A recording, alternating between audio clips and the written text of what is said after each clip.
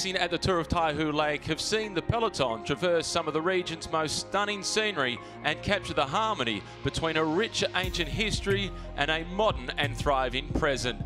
Against this backdrop of tranquility, the racing has been dramatic and the sprinters have had their way. Today, the race ventures into Jinhu, which has had a strong influence on the Chinese way of living, as it is the hometown of Emperor Yao, whose teachings of peace and harmony have accumulated over thousands of years into Yao culture.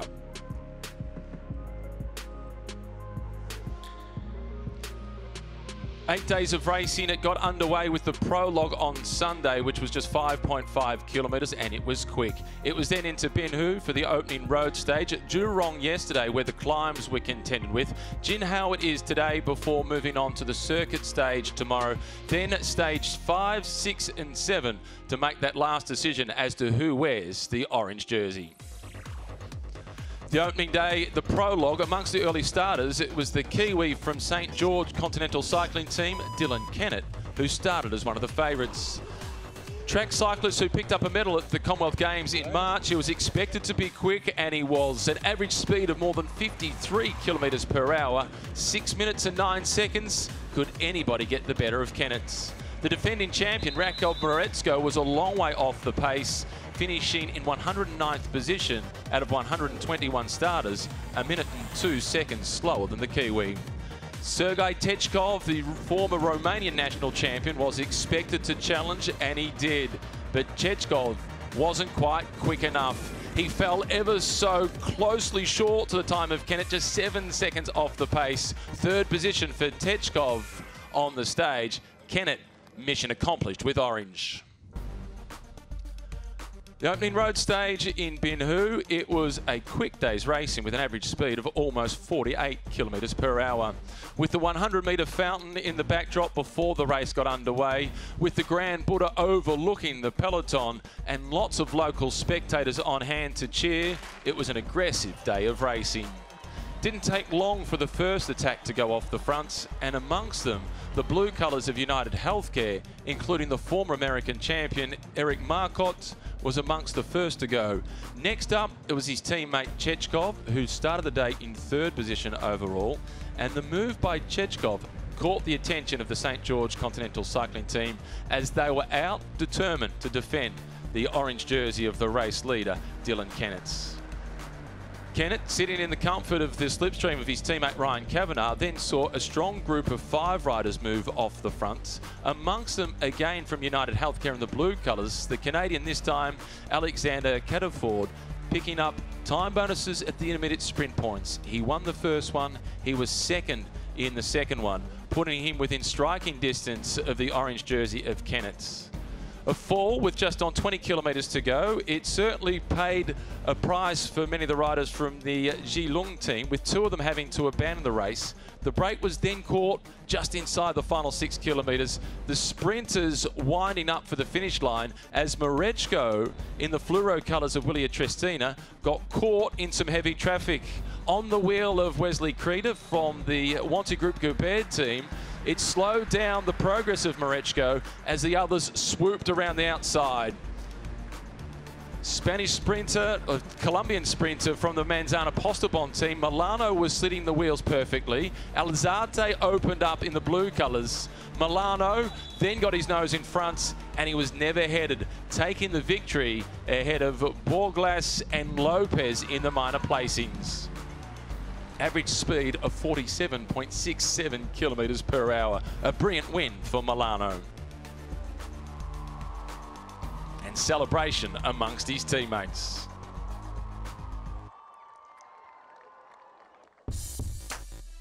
Off to Jurong for stage 2. A course that has been used traditionally in this race, but normally at the back end of the race. On this occasion, coming early on, could the sprinters contend with the 2 ascents of the day.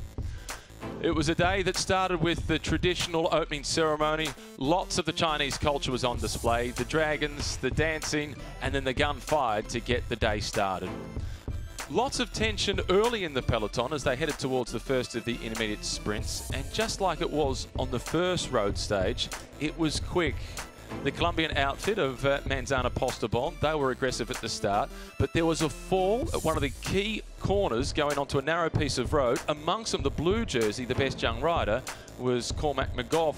There was then the battle at the front of the peloton, showing the tension and just how much was at stake as Techkov was trying to make sure that he stayed at the front. So too the riders from Manzana Postobon. Coming to the intermediate sprints, there was a big fall for Alzate as he was moving up the inside of Avila, clipping the gutter, catapulting over the top, broken collarbone, race over for the Colombian sprinter. Others caught behind the fall made the most of the convoy of cars to slipstream their way back to the peloton. The Israel Cycling Academy were also trying to take control at the front of the race, with Alvilla still in contention for stage honours. The green jersey Milano was riding patiently as the peloton approached the major climb of the day. In the green jersey, as the leader of the points classification and one of the key stage favourites, he was just marking the moves as a breakaway group of 5 went up the road. Amongst them, Ryan Kavanagh from the St George Continental team, number 161 in the break, not contributing to the pacemaking because his teammates were back in the peloton doing the chasing. Onto the climb, and Marechko, his disappointing tour continued as he lost contact. It was then the Italian Filosi who was the next to attack, riding the blue colours of the French team Dalco Marseille. The Colombians were chasing for Milano as Filosi was caught with just a few kilometres remaining. It was then over the sprinters, but trying to upstage them, it was the Australian Ben Hill who launched a bold move with 1,100 metres still to race. The Burgos BH team of Danny Lopez then did the chasing to try and close it down. Inside the final 100 metres, and Hill still had his nose in front. The sprinters, however, then had their day as they closed in, and in a photo finish, it was Milano who made it 2 in a row.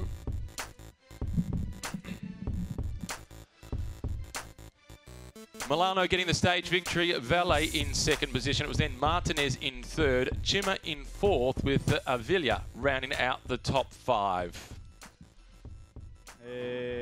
Feliz por otra etapa.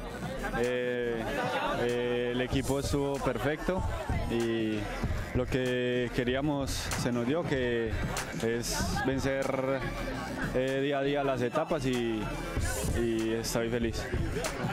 He says, of course, they're happy about the second stage victory, and the team was perfect to lead him out, and so they take day by day, and for sure they're going to win some more stages. No doubt they will be the favourites to win more stages. It's becoming a familiar territory for Juan Sebastian Milano. Disappointment, though, for Hill. Just one bit over a K to go for the top of the climb. I hit him. 40 metres, I reckon. And I reckon he might be right. It was desperately close. Boris Valle into the orange jersey as the new race leader. Second on the stage, picked up intermediate sprints as well to get the time bonuses. It's now Ben Dybel who's in second spot at 3 seconds behind, followed by Cataford, Techkov and Turek rounding out the top 5. The top 10 separated by just 19 seconds. This race is still wide open. Juan Vincent Lo is still at the top of the table in the race for the red jersey as the best Chinese rider. He has a 3-second buffer in that classification. The green jersey, the points classification, it's Juan Sebastian Milano who's on 28 points, 6 clear of Boris Valle, with Danny Lopez in third. And the blue jersey, it was a difficult day yesterday for Cormac McGough.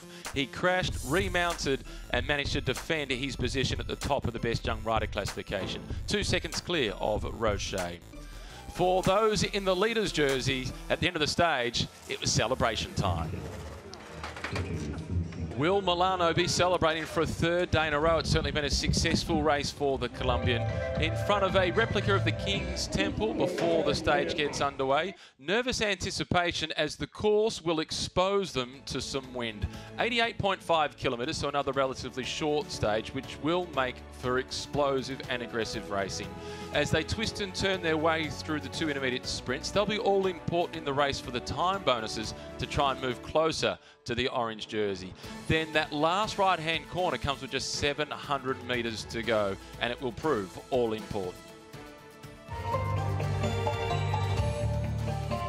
ceremony at the start of each of the stages, celebrating the local culture. And we can see the lotus flowers being represented here. This is the capital of the lotus flower, and hopefully we get to see a fair bit of it throughout the stage. The story of a girl by the name of Lotus. It is the story of a love story. The Chinese say it is a sad love story, but a love story nonetheless, and it plays a huge role in Jinhu. This town getting a chance to host a stage of the Tour of Taihu Lake for the first time. As has been the occasion on each day, we get the opportunity to enjoy local traditional dancing of a different kind, and each stage there's been variety aplenty. None of them have replicated each other. Local dignitary here speaking about this providing a great platform for the audience around the world to be able to learn about Jinhu. Likewise, the country's unique position as they refer to it as a natural oxygen bar. The sign-on before the stage gets underway, the green jersey with Milano, strong team support around him with Manzana Postobon. And for the St. George team, signing on there was Morgan Smith with his head well covered, and he's looking forward to getting racing. A team that has been riding well. So too Dalco and Marseille. They've been close, but not quite. For the UHC team, they lost their sprinter yesterday. The orange jersey that sits on the shoulders of Boris Valet. It'll be interesting to see how he goes about defending that lead. 昨天其实还蛮辛苦的。今天起床的时候，也会感觉到腿啊那些是有点累，就会有点疲态这样。但是我想每个车手都是这样的。然后今天的比赛也因为赛程比较短吧，应该也会挺快，然后又吃风，也是一个考验这样。Yeah, of course. Yeah, yesterday we ride for Ben Hill. So we have a little bit unlucky with the finish, but they're cycling, so today is a new chance. Our performance is good in climbing. So about yesterday's races, the queue of this tour, queue stage of this tour, and it's our stage when we calculate when we see all the maps in the race. That's our queue stage. It's also the last stage. So it's climbing. Also, Eritreans are climbers. Also, because of our altitude in our country and up and down, our country's up and down. That's why we are climbers. So Taihu Lake is absolutely flat, but there is one stage about the last stage. That's only that stage of is up and climbing. So it's our destiny, Eritrean destiny.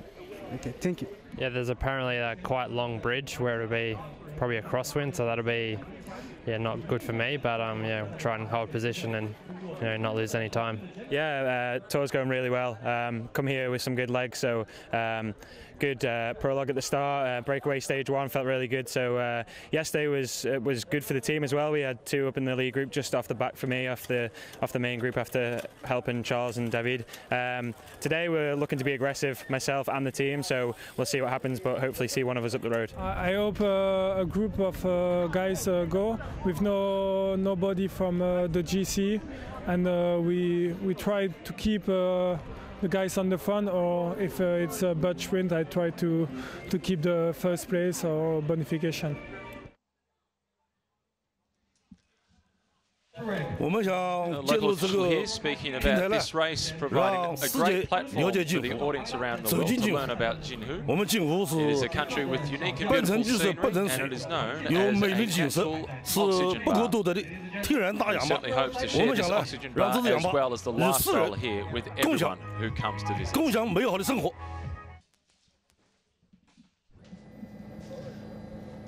Intriguing to hear the words there of the race leader as well, just before we heard from one of the local officials with Boris Valet, hoping to let a breakaway go early, but that will be difficult to do on such a short stage. This is a chance to take a look down at the beautiful King's Palace as the riders that lead the various classifications put themselves at the front of the peloton before the gun goes to get the stage underway. Green jersey on the shoulders of Milano. He's been one of the stars of the race so far with 2 stage victories already. The blue jersey for the best young rider, Cormac McGough. The red jersey with Juan Yao Liao of the Hong Kong team. He's the leading Chinese rider. And the orange jersey for the best rider overall, that is Boris Verlaine. Aggressive start to the stage, as anticipated, 88.5 kilometres. This is great form at the Tour of Taihu Lake. With the short stages, it makes for explosive racing. And you heard in the interview earlier on from Ben Dybel, he's a little concerned about the crosswinds. Dybel is a pure climber, does not like the crosswinds at all, so his team from St. George Continental will really need to protect him in these conditions. We saw the crash at the first intermediate sprint where Avila came into tangles with Alzate. Alzate went down heavily, broke his collarbone and had to abandon the race. By the end of the stage, Avila went across the line in 5th position, but was later disqualified for that earlier on incident. So we lost 11 riders from the race yesterday. The rider in the black and yellow colours now up at the front is a familiar face. This is Maciej Grozzel from the Ljubljana Gusto team. Team that yesterday came oh so close with Ben Hill. Hill himself conceding it might have been 40 metres or so. It was his best chance to be able to win the stage. Hill not noted as a sprinter, so he needed to catch them by surprise. McGough still on the front for Jelly Belly. A team that is pretty well placed. They have 4 of their 6 riders within 20 seconds of the orange leader's jersey. That gives them a lot of cards to play. This is another one of them. This is Ben Wolf, a big, strong, powerful American. He sits at 18 seconds down overall. You see the colours of the riders in the blue and fluoro yellow colours. That's Wanty Group Goubert. They're the teammates of the race leader. This is one of the Eritrean riders at the back. No, in fact, it's not. It's Monsalve, the Venezuelan national champion, carrying some of the damage from the crash that he was involved in yesterday. He conceded some 14 minutes on the stage yesterday, so he's a long way down in the general classification.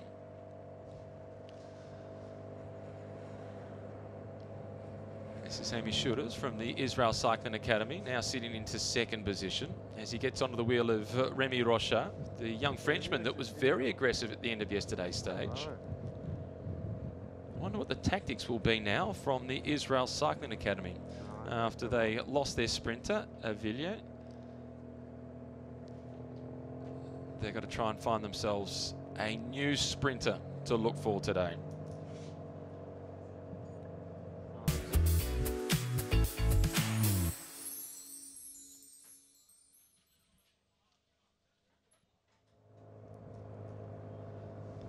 This is the Nippo Vini Fantini team now on the attack. This time it is Nishimura that is trying to launch the breakaway.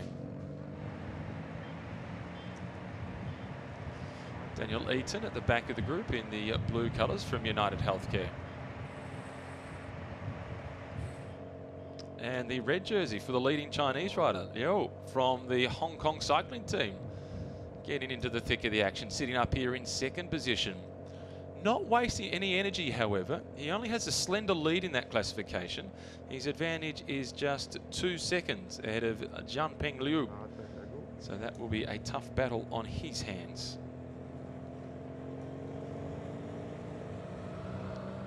The pink and black colours. This is the St. George cycling team. They were defending for the first couple of days, trying to protect the race lead of Dylan Kennett. Kennett, unfortunately for him yesterday, he wasn't able to handle the climbs. He got over the first one, survived, rejoined. The second time up the climb, he was distanced. And this is Kennett now, in fact, on the left-hand side of the screen in the pink and black colours with the white shoes. He conceded 39 seconds yesterday, so he now sits at 37 seconds down in the overall classification. And not easy to get away. Perfect road surface. Fairly calm at this point on the stage. The speed's incredibly high. This will be a difficult day for the Wanty Group Goubert team to be able to control. They are the team, though, in this race with the most experience at the highest level of the sport. For the last couple of years, there have been wildcard invitations to the Tour de France. So their team managers, at the very least, back in the team's cars, they won't panic. Right in the blue colours at the back of this group from United Healthcare. It looks like it's a former American champion, Eric Marcotte, one of the 3 riders from that team involved in crashes yesterday. The The most serious one, of course, was Carlos Alzate, who had to abandon the race after a nasty fall in the first of the intermediate sprints.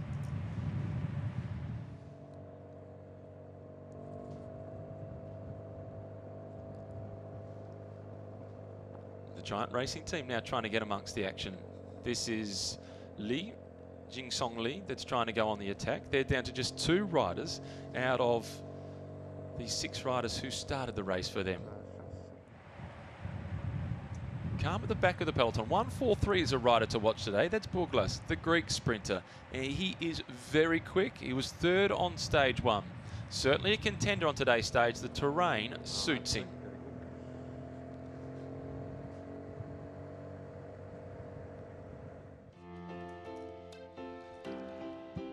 Huangdong Lotus Park. It is a chance to experience some of the Yao culture which originated in the age of Emperor Yao. It is also the home of the Greenway Starting Park, which is where the famous highway of the same name with the beautiful greenery also starts. A fall just a few moments ago in the main peloton. This has been part of the story of this year's Tour of Taihu Lake.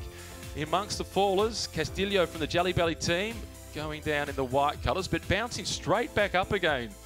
The Mexican just about made of rubber. That was an impressive recovery. Also involved in the fall, number 44, Okamoto. He's managed to get himself back up and going again. And number 16, that is Rocher, that got caught up in the fall as well. He was so aggressive on the stage yesterday, so fingers crossed he's able to rejoin the peloton after that crash. 59.5 kilometres remaining on the stage. It has been an aggressive start to the day. That gives you a flavour of the sort of terrain that they have. This is number 2 at the front of the race. This is Fuentes from the Burgos BH team. Number 122 that has managed to make it into the move. This is Ben Hill, who was so bold yesterday by trying to steal the stage from the sprinters. Number 15, this is Robin Meyer, now the Frenchman in the blue colours. And this is Keegan Schwerbel, the American, for the Jelly Belly team. Strong contingent off the front. Schwerbel wearing the speed suit. Just the normal jersey and nicks for the Spaniard, Fuentes. Speed suit on as well for Ben Hill. That shows the story of the day with how quick these riders expect the stage to be.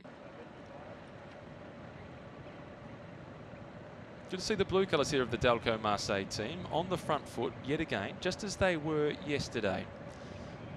And for the second day running, it's one of their youngsters. This is Robin Meyer at the back of the group, 22-year-old Frenchman. He's here basically auditioning for the team. It's what's known as a stagiaire or an apprentice.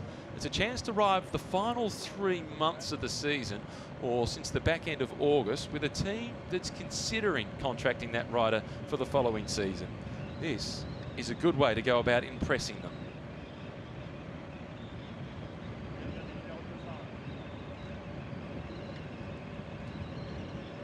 And number 105, this is Keegan Schwerbel, who from this breakaway group is the best placed in the general classification. He sits at 20 seconds down overall, Schwerbel. Ben Hill, who's in the black and yellow colours, is at 21 seconds behind. It's then Fuentes at 24 seconds behind. Meyer is at 1 minute and 5 seconds. These are some good signs for the Italian sprinter. This is the Willia Trestina team coming to the front now, the teammates of Jacob Moretzko. Moretzko has had what would be fair to say a difficult and disappointing Tour of Taihu Lake so far. The man who has dominated whenever he's raced here in the past. He's won some 15 stages. He's won the general classification twice. This year, however, he got off to a slow start in the prologue, conceding 1 minute and 2 seconds. Yesterday, he was distanced on the first climb and further distance on the second climb. He now sits at 11 minutes and 5 seconds down. But he's showing his strength of character today. He's putting his teammates on the fronts. They're trying to control the race. He wants another stage victory. Back of the peloton, always a dangerous place to be on such narrow roads, and with a strong team like Willia Trestina sitting at the front of the peloton. It was Li Jianwang at the back for the Beijing XDS team. one of the smaller teams in the race, but their attitude has been impressive. They've always looked to try and get themselves into the first breakaway of the day. So far it hasn't been successful, but they have been close.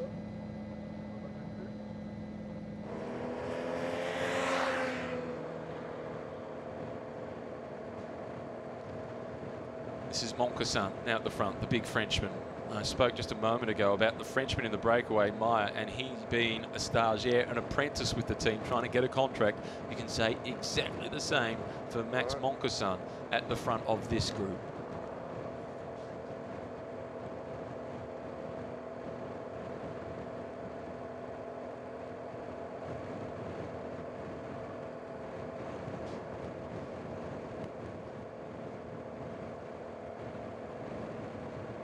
Group Goubert also keen to do the pacemaking at the front of the peloton, which is perfectly understandable given the riders in that breakaway group.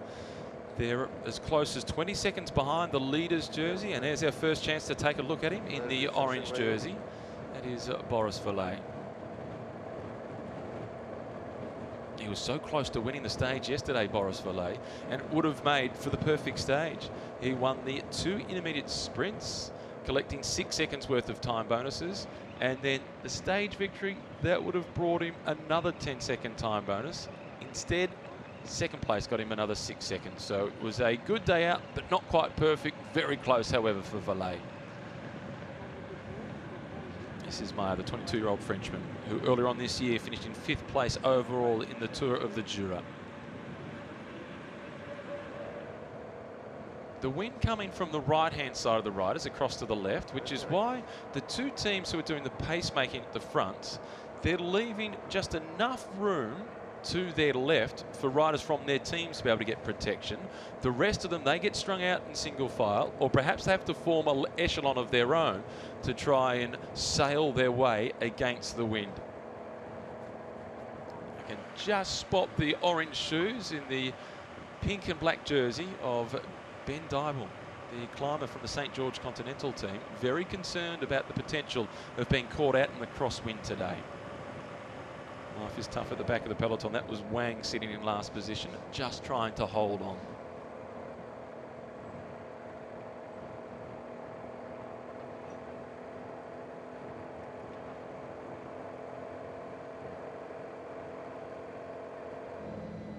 Incidentally, the race has gone through the first of the intermediate sprints already, and it was Boris Vallet who won that intermediate sprint. That was after just on 29 minutes worth of racing.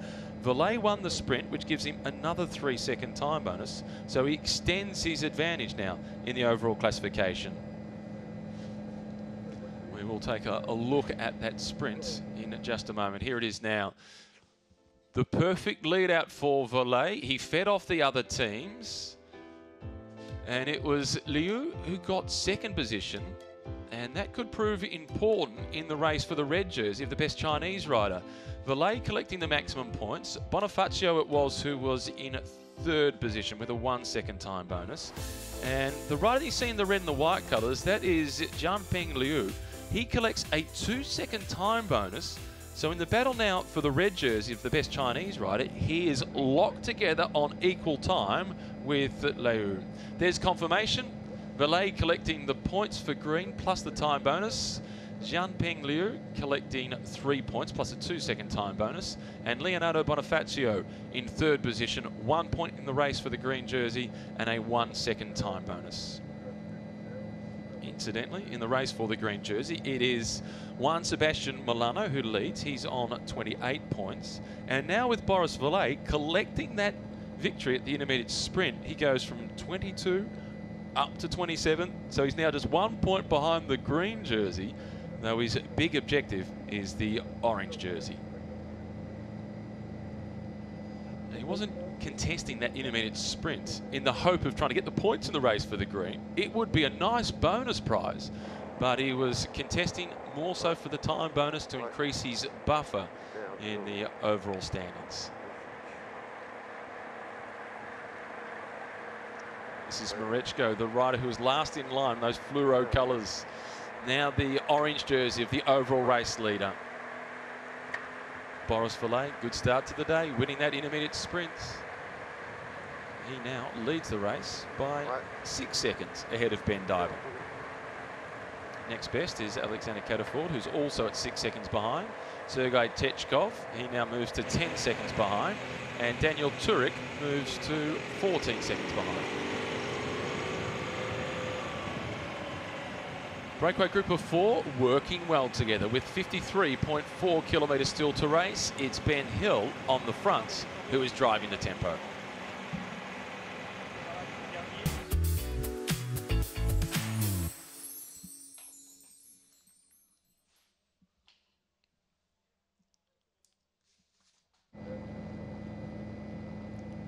One of the most notable points coming out of that intermediate sprint was the fact that Milano, the man who wears the green jersey, did not contest the sprint at all. He's clearly not overly concerned about the general classification. That's based on the fact that he starts today's stage still sitting at 30 seconds behind the orange jersey.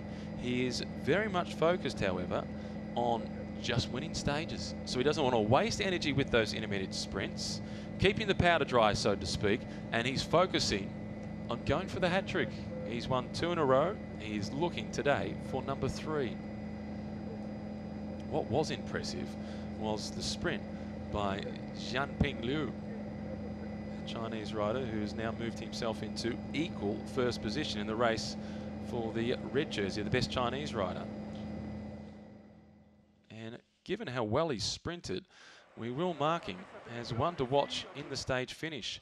He's had a pretty good season. He had a 3rd place finish on a stage in the Tour of China just recently, where the Commonwealth Games road race champion, Steele von Hoff, finished in 2nd spot. So that shows the calibre of Jianping Liu. Back with the breakaway. This is Keegan Schwerbel. Jelly Belly, a team that has been in the professional peloton now for 18 seasons. As a sponsor, this is their last. Burgos BH team. This is a team that's been around for a long time, the 3rd division of the sport.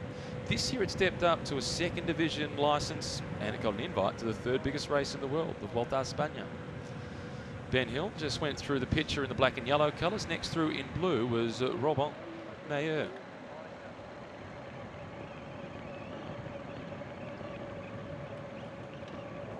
Straight down the centre of the road, and you can see they're just perched up on this dike. It almost looks like racing in the Netherlands, but not quite as windy. Belgium squad on the front now, Wanty Group Goubert. They were hoping for wind.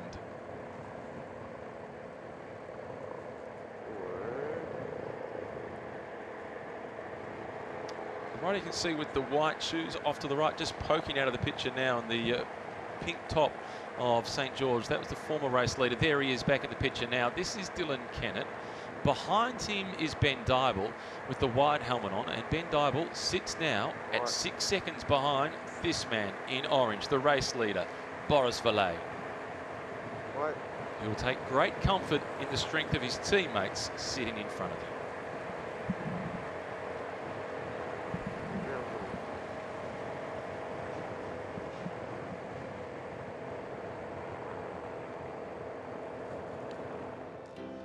Jinhu has a rich and ancient history, yet it's one of the country's up-and-coming cities. There are lots of new roads and railways and high-speed trains that are being built, which connect it to many of the other major cities around the area.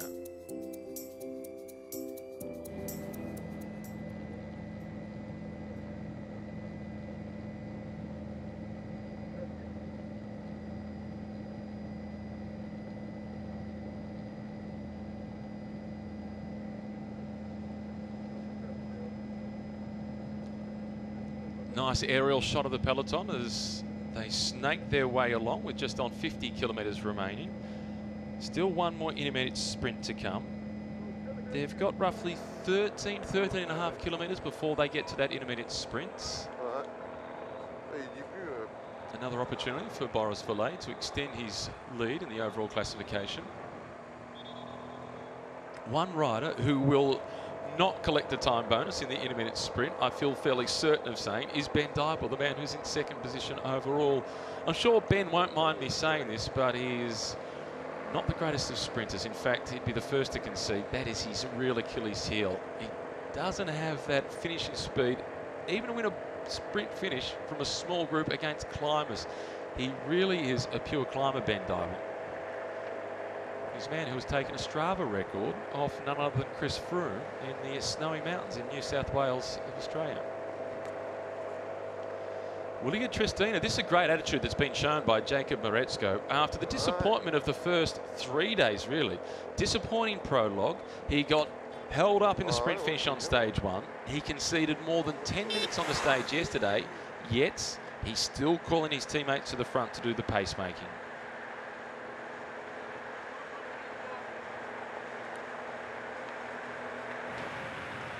Is the favourite for the stage in the green jersey. The man who's won the 2 sprint finishes so far.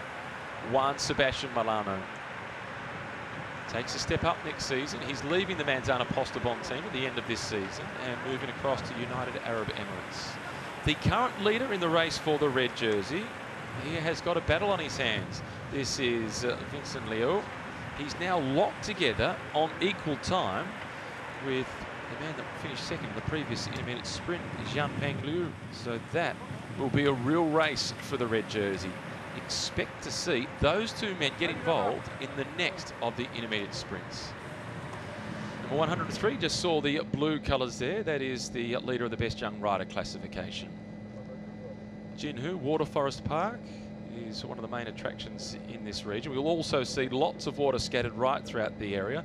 The lotus flowers as well, which blossom throughout the summer months, and they are part of the tale of the famous story, the famous Chinese story of the lotus, the love story of a girl named Lotus.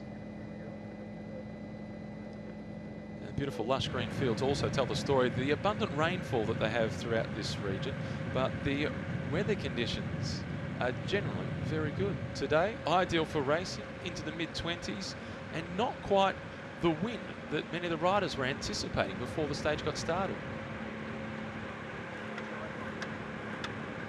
Swerble driving the tempo at the front.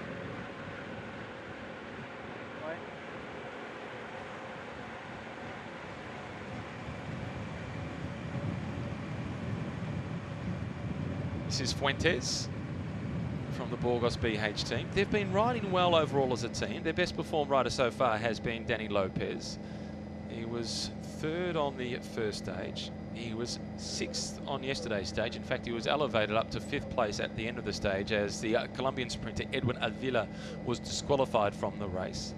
So it's a good move from the Burgos BH team to put Angel Fuentes into the breakaway.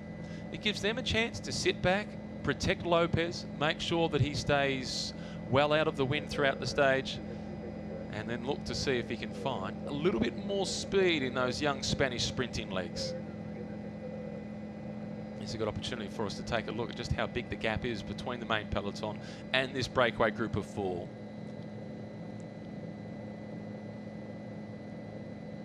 The good news for the peloton is that the road surface is perfect and it's uncomplicated. The bad news for the breakaway is that the road surface is perfect and it's uncomplicated.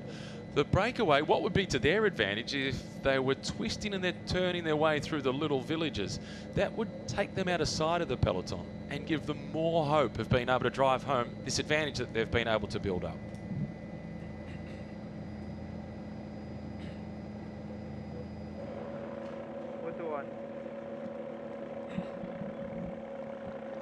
Robin Mayer, the rider at the front, the Frenchman for Delco Marseille.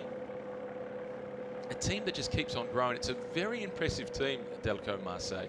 It started out as Marseille Le Pont, an amateur club in France, which has been the stepping stone for a lot of riders that have gone on to do some very impressive things, including the Irishman Dan Martin, who has won stages in the Tour de France, races like Liège, Bastogne-Liège, and now that team has not only got its amateur club, it also has a professional team. And it's good to see them represented in the breakaway today with Robin Mayer.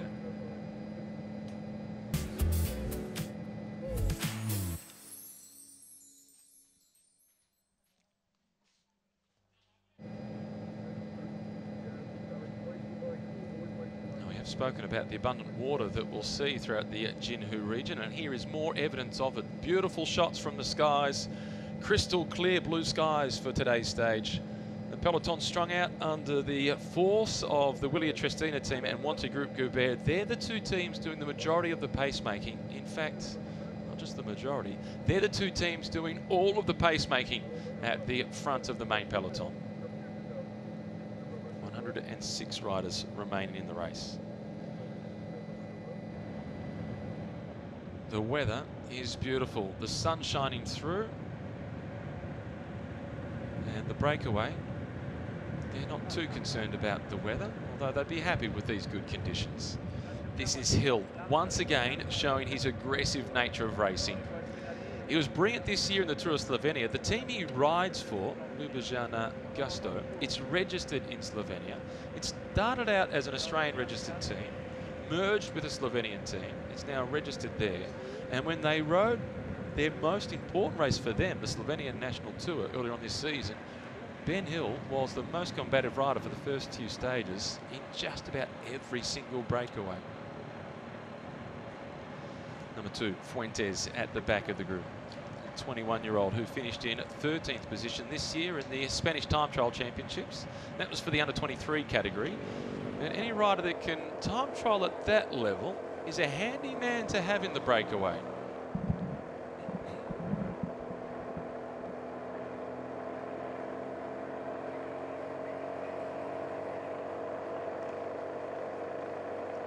Willia Trestina still setting the tempo at the front. This is Alex Turin, who is doing the pacemaking at the moment. They're down to just 5 riders from the 6 riders who started. Marchetti was a non-finisher on yesterday's stage, but he wasn't on his own. There were 10 riders who didn't make it to the finish of yesterday's stage. Most of those through crashes. We saw a real battle for the front of the peloton yesterday. It showed how much these riders see is at stake to try and win a stage, or indeed the race overall here in the 9th edition of the Tour of Taihu Lake. 51 seconds the advantage for the breakaway group. So it's a difficult chase for the peloton. Still strung out in single file. None of the other teams, rightly so, showing any interest of going to the front and doing the chasing. They're letting 2 of the bigger teams in the race, Willia Trestina and Wanty Group Goubert, doing all the pacemaking.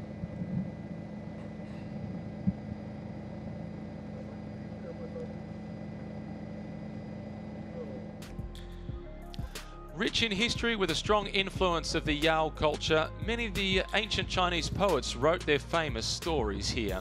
Today, thanks to progressive urban planning, Jihu is one of the fastest growing cities in the region and once again showing itself as a leader. Stage so far, there's been plenty of drama on the stage as the gun went to get things rolling. All the leaders of the various classifications found themselves right at the front of the peloton.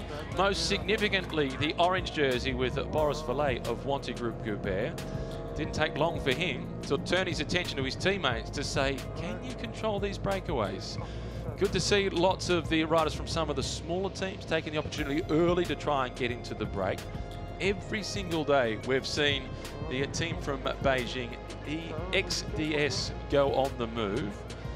But it took a little while for the first move to really get itself established off the fronts.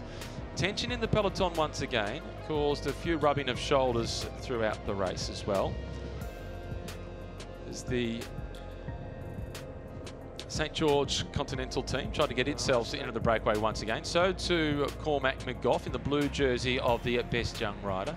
This is another example of the battle to try and beat the front.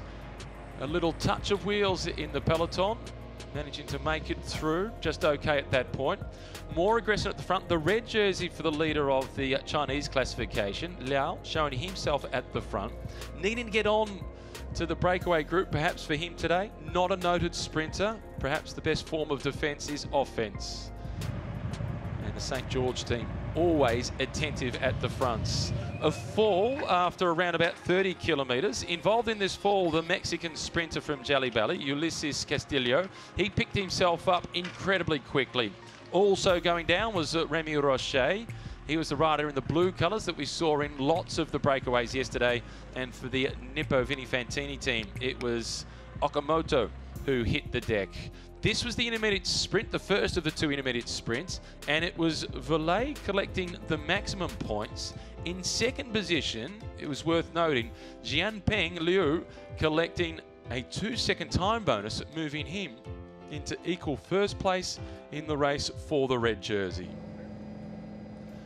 So Valet collecting 5 points in the race for green, but 3-second time bonus in the race for the orange jersey. Liu in second position. It was then Bonifacio, the Italian for Nippo Vini Fantini, rounding out the top 3. Breakaway group of 4 having been formed at the front. Keegan Swerble is the man who is at the head of the breakaway group here. All of them working well together. The chase being led by both Willia Trestina and Wanty Group Goubert. The orange jersey, Boris Valet, looking content with the teammates around him, the most experienced team in this race. Wanty Group Goubert, the only squad in the Tour of Taihu Lake who have ridden the Tour de France this season. Down to 42.2 kilometres remaining. The breakaway group of 4 riders still holding on to an advantage of 46 seconds. A reminder of the men who are in the move. The white colours at the front at the moment from Jelly Belly. That's the tall American, Keegan Swerble. Just behind him is the young Spaniard, that is Angel Fuentes. Also in here in the blue colours, the Frenchman from Delco Marseille, that is Robin Mayer. And in the black and yellow colours, the Australian Ben Hill.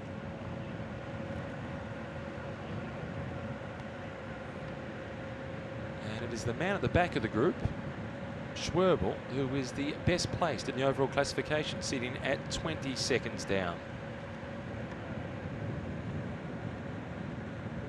He came close to a couple of stage victories this year, Swerble, in the Tour of Utah. He had a 5th place finish on one stage. He finished in 7th position in the general classification. He rode strongly yesterday, Swerble, finishing in the front group. We can say the same of Ben King, getting caught with just on 40 metres remaining on the stage. He attacked with roughly 1,100 metres to go. His team director after it gave the indication he thought that might have been a little bit too soon for Ben Hill to go on the attack, but Hill figured it was the only moment he could make the move to potentially win the stage. We're roughly 4 kilometres away from the next intermediate sprint. I think that breakaway group of 4 will survive up until that point. Often when a breakaway goes through an intermediate sprint, they won't really contest it. They'll just share the points in the hope that this will keep the group cohesive and maybe we can hold the peloton off and then win the stage. I don't think that will happen today. Because the gap is only 45 seconds, we will be inside 40 kilometres to go when they do get to that intermediate sprint. And with 3 of the riders a little over 20 seconds behind the race lead, I think they'll be aiming for those time bonuses. This is Milano in green. Riding past the bearded Nathan Earl from the Israel Cycling Academy. The team in the white colours making its way up towards the front. That is Zhang, who's leading the Ukrainian national champion, which is Polivoda. And behind them is their Greek sprinter, Bourglas. Bourglas is a dark horse today. He has a chance to win the stage. He proved himself to be very quick on the opening stage. And he showed yesterday that he had some reasonable climbing legs. He only just missed the split, Bourglas. He finished in 40th position on the stage, and he led home the group at 39 seconds behind.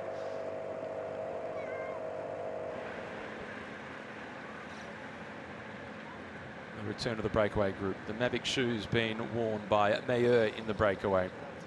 And it's worth taking a closer look at those chain rings. That was a good shot of the chain ring combination at the front for the Frenchman.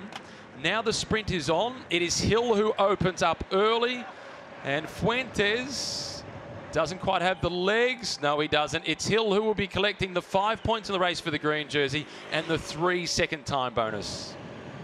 Fuentes in second position, Swerble in third.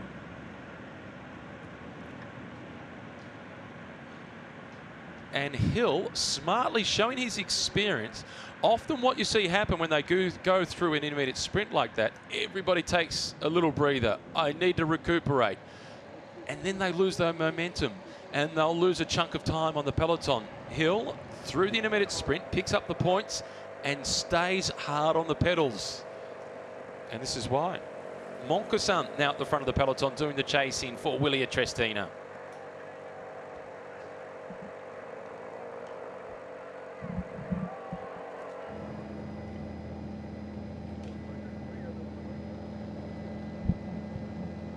Little twist to the head by Hill as he drifted back down to the back of the breakaway group of 4.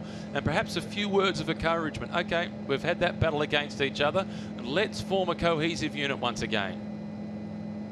Fuentes it is who now swings off and slips to the back of the group as Swerble it is driving the tempo. You will have seen that flick of the elbow by Keegan Swerble. You don't need to be able to speak a common language within a breakaway group. There's the hand signals, the body language, which are international in cycling. And the flick of the elbow always simply means, I'm going to get out of the wind, slip to the back, it's your turn at the front.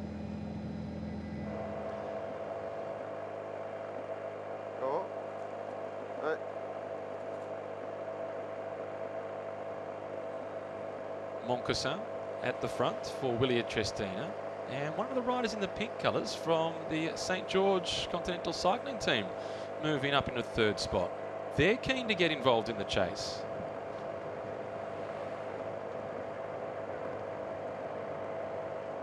And this may well be, as much as anything else, trying to defend the 2nd place overall of Ben Dybel. They don't really need to get involved in the chase, but they're prepared to do so. The red colour, the drink of Robin Mayer in the breakaway group. Some electrolytes or carbohydrates mixed into that drink. Short stage like this, you don't really need to eat. You can take all the nutrients that you need in via fluids. Hill down into the time trial position. He has extremely narrow handlebars, Ben Hill. That's to enable him to cut through the peloton, get through slightly smaller gaps than some of the other riders might be able to do so.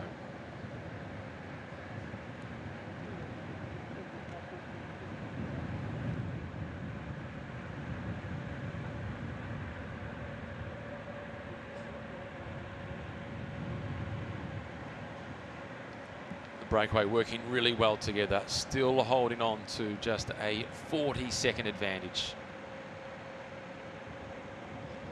36 kilometres remaining. Here's another look at the sprint.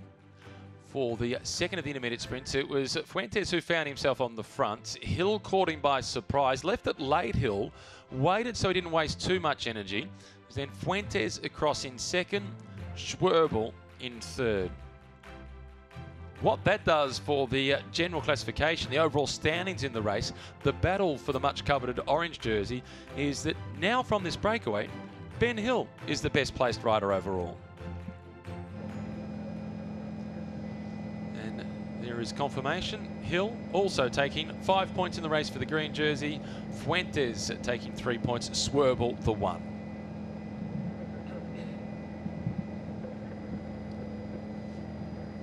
And given that Boris Valet won the 1st of the intermediate sprints today and Ben Hill won the 2nd, Ben Hill started the day at 21 seconds behind, drifted out to 24 seconds behind after the 1st sprint. Now he's back into 21 seconds behind. Keegan Swerble now finds himself at 22 seconds off the race leader's jersey, and Fuentes is at 25 seconds behind. So Ben Hill is the best placed rider in the overall classification from that breakaway group of 4.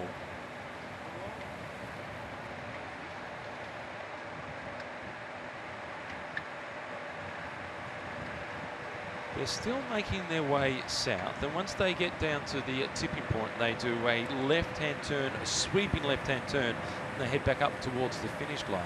They make their way alongside a lake, which could prove a little bit more exposed than other parts of the road, and that's where a few of the riders are a little worried about the potential for a crosswind to battle with. The white colours here, 1-4-3, that's Bouglas, the Greek sprinter who's in with a chance today. Number 36, that is the rider from the Manzana Postobon team, Bernardo Suaza, who was involved in one of the crashes yesterday. But he's shown his toughness, bouncing back up and still in the race.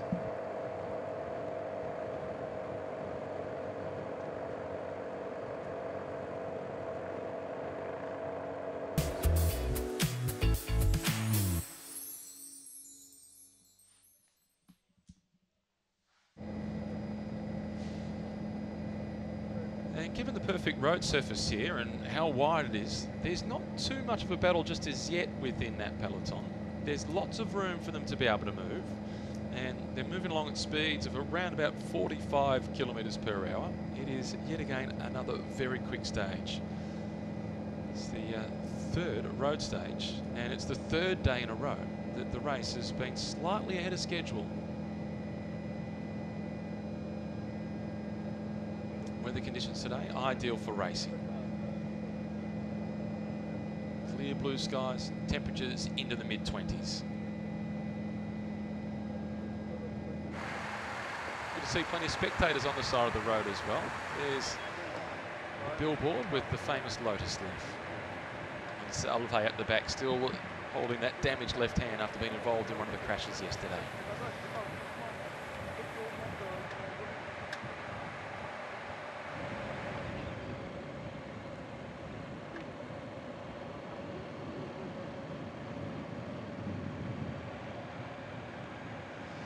.36 seconds, now the advantage for the breakaway group. It's continuing being chipped away at. This is the 22-year-old Fuentes on the front. He's been riding with the club team for the Burgos BH squad throughout this season. Keegan Swerble. This is Robin Meyer and Ben Hill at the back of the group. Keegan Swerble, the American in that breakaway group, he first shot to fame as a 15-year-old 8 years ago when he got the better of Lance Armstrong in a mountain bike race. That obviously was before the famous Oprah Winfrey interview.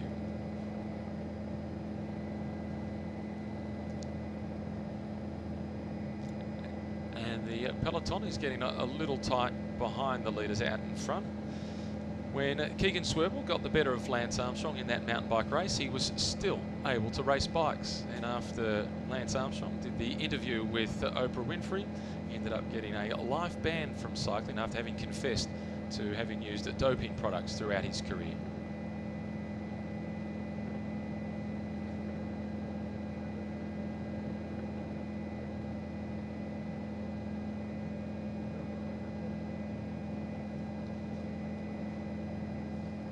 Water aplenty in Jinhu.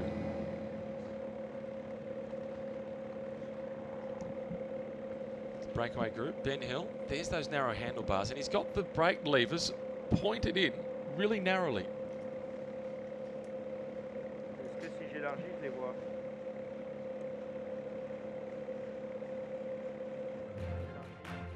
The many water forest parks in the region are a great spot for fishing. They're also popular camping destinations where the barbecue comes into its own. But to really embrace the local cuisine, it's lobster and crab that you must try.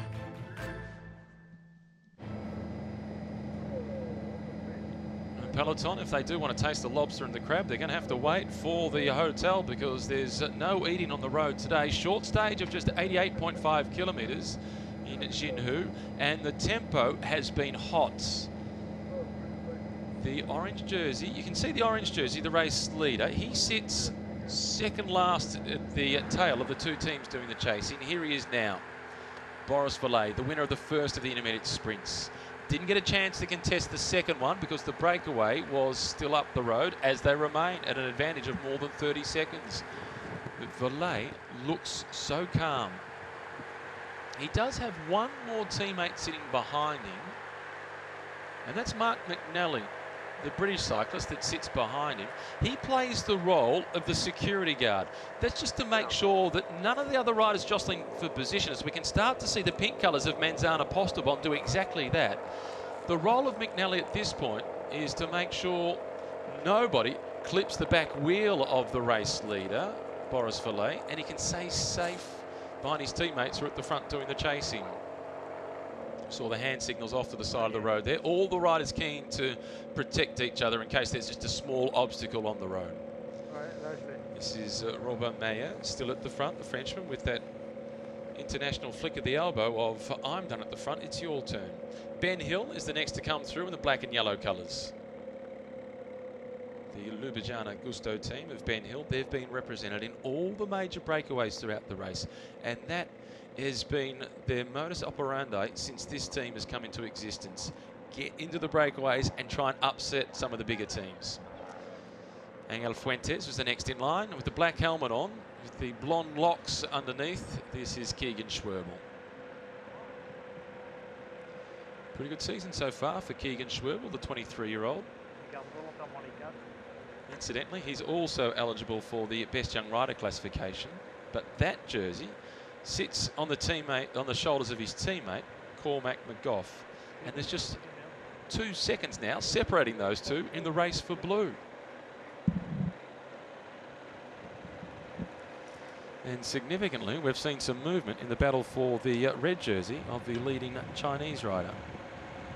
Jianping Liu has moved himself up to equal first place in that classification. Moncasan still on the front for Willia Trestina. And you can see the hand signals now. There's some sort of an obstacle on the right-hand side. Just a couple of barricades to keep the race safe. Make sure nobody comes in from one of those side roads. The police do a wonderful job of making this race safe. And we can see off to the right-hand side of the screen the white colours of the Ningji Sports Lottery Laval team. They're trying to get themselves organised to protect their sprinter, Buglas.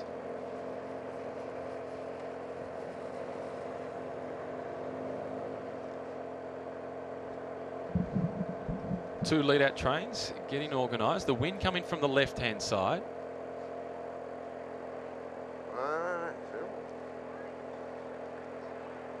And the pink colours of the St. George Continental team, ever attentive at the front, worried about the crosswind as well. This is the famous Lotus Park. Every summer the lotus flowers blossom and they form a major attraction. And the statue that you can see in the centre is the Lotus Fairy. It originates from the love story of a girl called Lotus. And many of the Chinese poets over the many centuries have notified with the lotus, and has formed an inspiration point for lots of the old poetry of Chinese culture. And throughout the many waterways in Jinhu, you get to see lots of lotus leaves just floating down the stream. Sets the tone for a peaceful and tranquil day. But that won't be the case for the riders in the peloton today. It's turning out to be a real battle, and this is a significant change at the front of the race. The St. George Continental Cycling team, they're not so interested in chasing that breakaway group of 4. They want to try and shake things up. This is Ryan Kavanagh now at the front setting the tempo. They're looking to force the issue as they start to make that left-hand turn. They're sweeping now back up along the lake, heading towards the finish line with 26 kilometres remaining. The race has entered its next phase.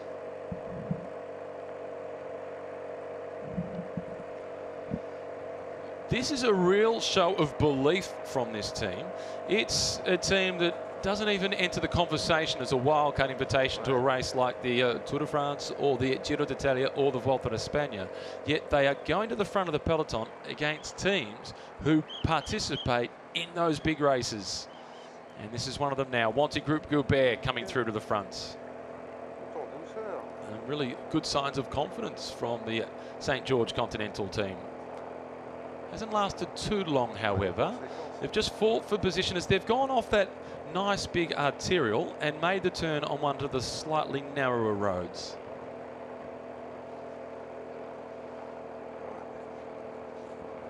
The blue colours of Eric Marcotte also trying to improve his position at the front of the race.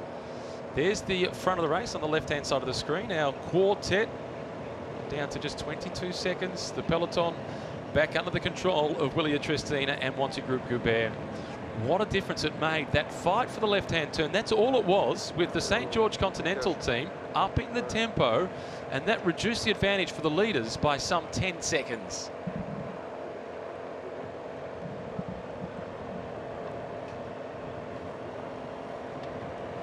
You get the impression the impetus has gone out of this group just a little bit. They've been off the front for quite a while. They've never been given a lead of much more than 45, 50 seconds.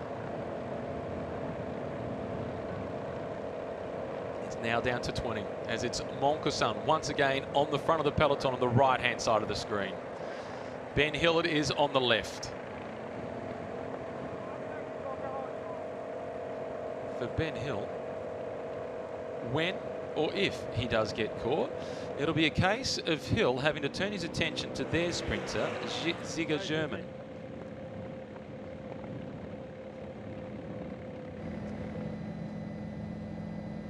And very reminiscent of racing in the Netherlands, and that will be to the favour of the Wanty Group Goubert team. The Belgium squad, they're accustomed to racing along the dikes in the Netherlands, and also there's plenty of those to contend with in Belgium where they're exposed to the wind and there's not a lot of margin for error. It's a completely different skill to being able to descend a mountain really quickly. It's that ability to be rubbing wheels, rubbing shoulders, not panicking under that sort of pressure. One man who would be unfamiliar with it is Angel Fuentes, who is at the front of the race now, leading this breakaway group of 4. What a beautiful stretch of road. Some nice protection up through the trees. Stage 3, the Tour of Taihu Lake, and Mother Nature in Jinhu is showing off. Gorgeous part of the world.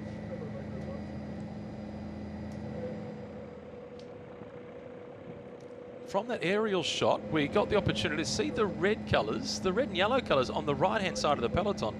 That's the Eritrean squad trying to keep themselves up into the mix of it. Their best placed rider is Natnael Mebrahaton. He sits at 31 seconds behind. And also Natnael Tesvizion has been sprinting pretty well. So they might be a chance to mix things up today.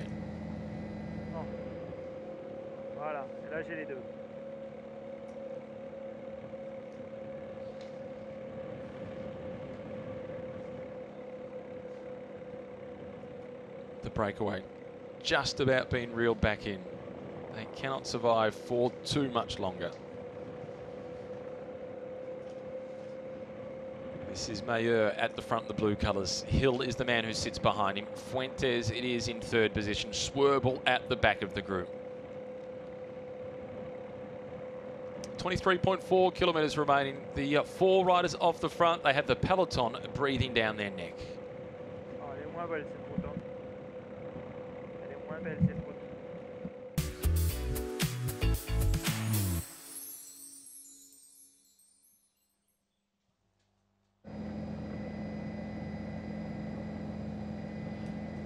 And there's a great shot of the peloton, and even though it's not in single file anymore, the speed is actually higher than what it was when it was single file.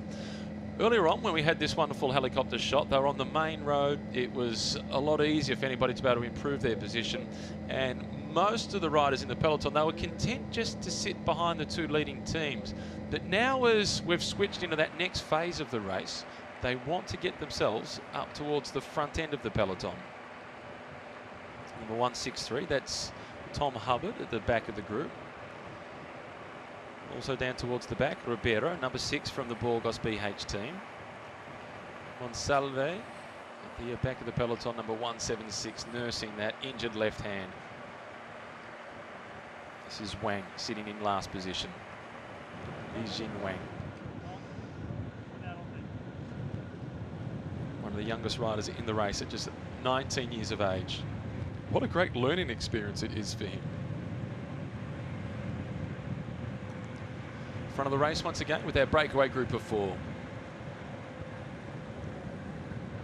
Fuentes is going about it the right way, number 2, to try and impress his team. He's here basically with a long format job interview to see whether they'll recruit him for next season. So too is the man in the blue colours. That is Robin Mayer from the Delco Marseille team.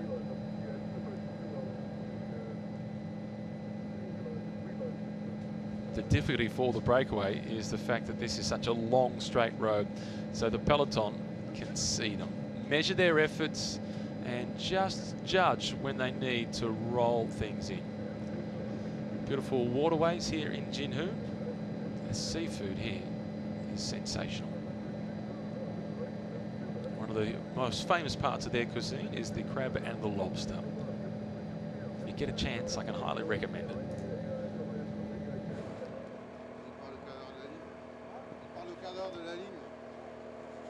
Willia Tristina down to just the 5 riders in the race from the 6 who originally started. A non-starter today was Marchetti, who abandoned the race yesterday after having been involved in one of the many crashes on the stage. The blue and white colours off to the left-hand side of the screen, that's the Israel Cycling Academy. They don't have their sprinter in the race today, Edwin Avila, so I'm desperately scratching my head trying to work out who will be doing the sprinting for that team. I'm anticipating it will be the American, Tyler Williams. He starts today at 12 seconds behind overall. Daniel Turek from that team is at 11 seconds behind, but Williams is slightly quicker than Turek.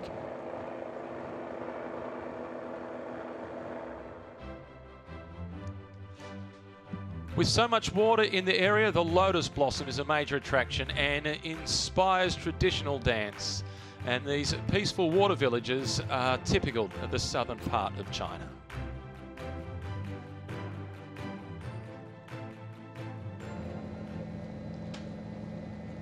The natural landscape really does put you at ease throughout the day. The Tour of Taihu Lake, though, is coming down to the tense moment of stage 3. There's one really tight corner to come, and that's just at 700 metres to go. And it's right angles, right-hand turn, and from that moment on, they'll be able to see the finish line, and it will be all guns blazing.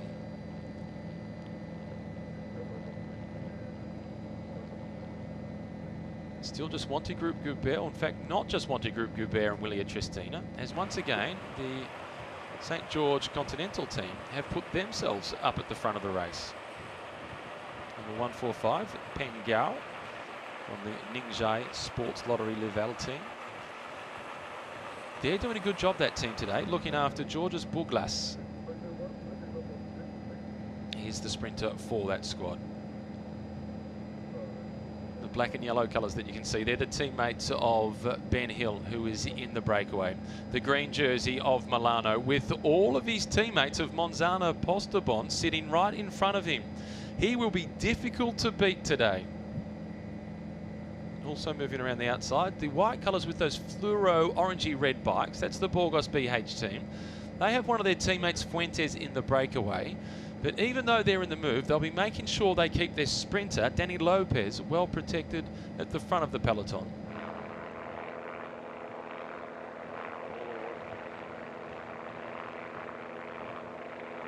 No problems for the sprinters today. They've kept themselves well under control so far. Not quite the obstacle of yesterday's stage, where we had the one climb that they went up twice. Certainly cost Marechko significantly. He's put his teammates on the front today, however. Marechko aiming for a 16th career stage victory in this race. He might not get the opportunity to ride this race next year. Next year he's moving across to the team that we currently know as BMC. Next year it's got a new sponsor on board. It's CCC, which has sponsored a Polish team for most of this century. So good to see both those organisations continuing. Some jelly beans perhaps for Keegan Swerble from the Jelly Belly team. Hill on the front. The lead is now down to just a little over 15 seconds. But Hill, just as was the case yesterday, not giving up hope. Likewise Fuentes. Swerble just having a little nibble. 12:15 local time. Perfect time to start an early lunch. Robin Mayer it is that sits at the back of the group in the blue colours. He's the lowest placed in the general classification. He sits at 1 minute and 5 seconds behind the orange jersey of Boris Valet. Each of the riders now in the breakaway showing their concerns about the lack of their advantage. You just saw Mayer and also Hill taking a sneaky look across the shoulder, and unfortunately for both of them, they will have been able to have seen the peloton. And the colours at the front of the race are hard to miss. The brightly clad blue and yellow of Wanty Group Goubert and the yellow and red of Willia Tristina. The back of the peloton, number 52 from the Novo Nordisk team. That's Sam Brand. He's been riding really well, Sam Brand. He's been in multiple breakaways. He lost a little bit of time yesterday. He was in the second group on the road that was at 39 seconds behind. And Sam Brand now finds himself 1 minute and 6 seconds off the pace. 21-year-old Frenchman, Max Moncasson, now at the front. His father, Frederic, famous Frenchman from the 1990s and the early part of the 2000s. A dual stage winner, his dad at the Tour de France back in 1996.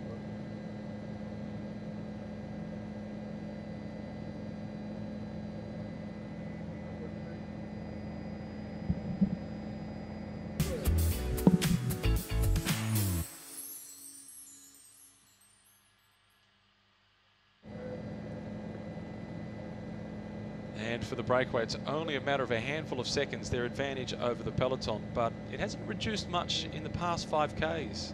They've been doing an outstanding job of defending their position at the head of the race. At the very least, it's a bit of TV time for the sponsors. But I'm sure that's not why they went in the breakaway today. It's quite a few of the stronger teams represented in the move. Delco Marseille in the blue colours, a team that throughout this season they've ridden races of the calibre of Paris-Nice and also the Criterium de Dauphiné. Paris-Nice, the first of the really big tours on French soil throughout each season, affectionately known as the Race to the Sun.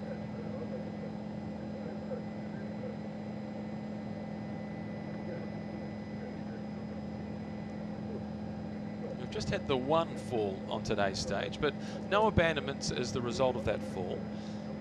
One of the riders that went down and bounced back up most quickly was Ulises Castillo, the Mexican sprinter from Jalibali. I'm hoping that Castillo is able to recover from that fall and get involved in the sprint finish today because he is really quick. He's got a teammate here in the breakaway, Keegan Schwerbel, who now rolls through to the front with the black helmet and the red shoes.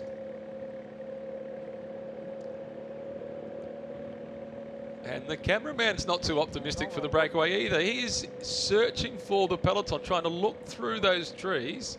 They're not upon the break just as yet. It only takes a couple of mistakes of judgment from the chasing group for this breakaway still to be a chance to survive. There's some young, enthusiastic legs out in front. In fact, of the riders in this breakaway group, Ben Hill in the black and yellow colours is the only rider not eligible for the Best Young Riders classification. Hill is 28 years of age. He's had plenty of success racing in Asia as well. Last year he went out as the winner of the Tour of Thailand. He's also finished in 7th position in the Japan Cup last year. What he was pleased with yesterday was to be back racing at the top end. 12 months ago he found himself in recovery mode after a nasty crash that resulted in a couple of fractured vertebrae. So it is good to see Ben Hill back racing and back at the front, precisely where he belongs. 16.2 kilometres to go. Can the breakaway group of 4 survive? The odds are firmly stacked against them.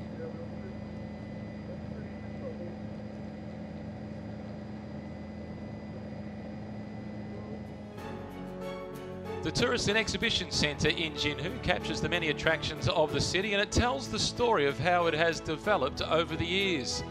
A large part of this is the Lotus Park, which tells the love story of the Lotus Ferry.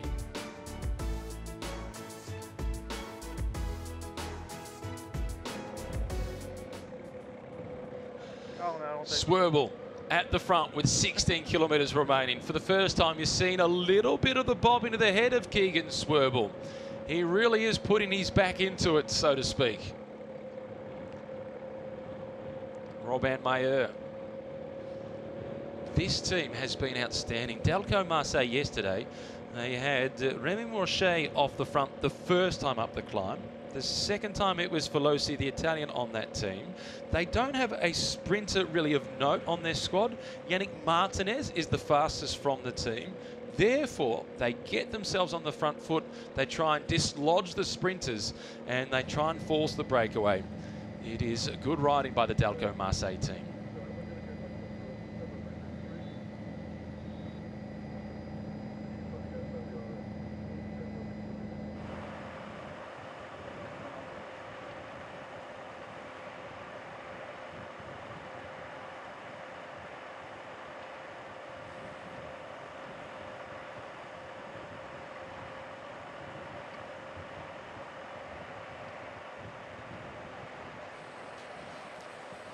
peloton, still under the guidance of Willia Tristina and Wanty Group Goubert.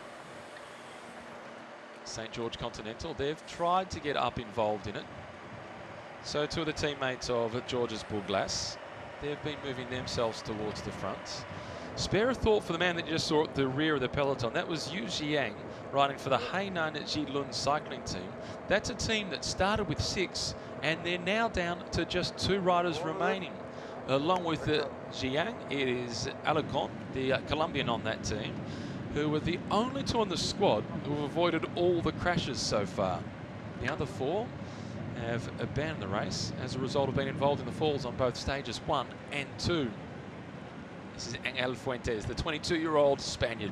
In front of him is Hill, the blue colours of Robin Mayer, and Jelly Belly 105, it is Keegan Schwerbel.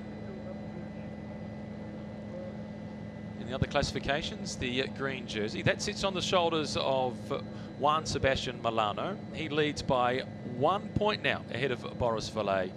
And there's another chance to take a look at the gap on the road between our 4 leaders and the main field. And with Schwerbel in this breakaway, picking up a 1-second time bonus, that moves him to just 2 seconds behind the blue jersey for the best young rider. It moves him up into equal second position with Remy Rocher. The man who leads that classification is Cormac McGough, a teammate of Keegan Schwerbel. To be eligible for the best young rider classification, you need to have been under the age of 25 as of the 1st of January this year. Polyvoda is the big figure in the white colours with the yellow and blue on his sleeves and on his nicks. He's the current Ukrainian national champion, and he is doing a sterling job of protecting the rider who sits in 3rd line amongst the men in the white colours. It is Bourglas, 27-year-old, who this year won a stage in the Tour of Taihu Lake, and it was a bunch sprint finish when he won that stage.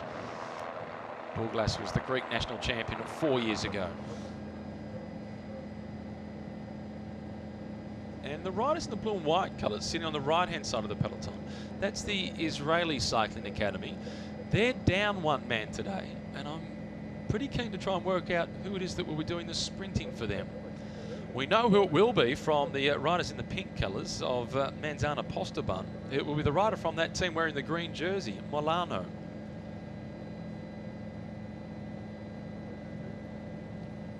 The bright yellow and red colours of the Eritrean team. They would have been hoping for some more climbing in this race. They have a reputation of being brilliant climbers, the Eritreans.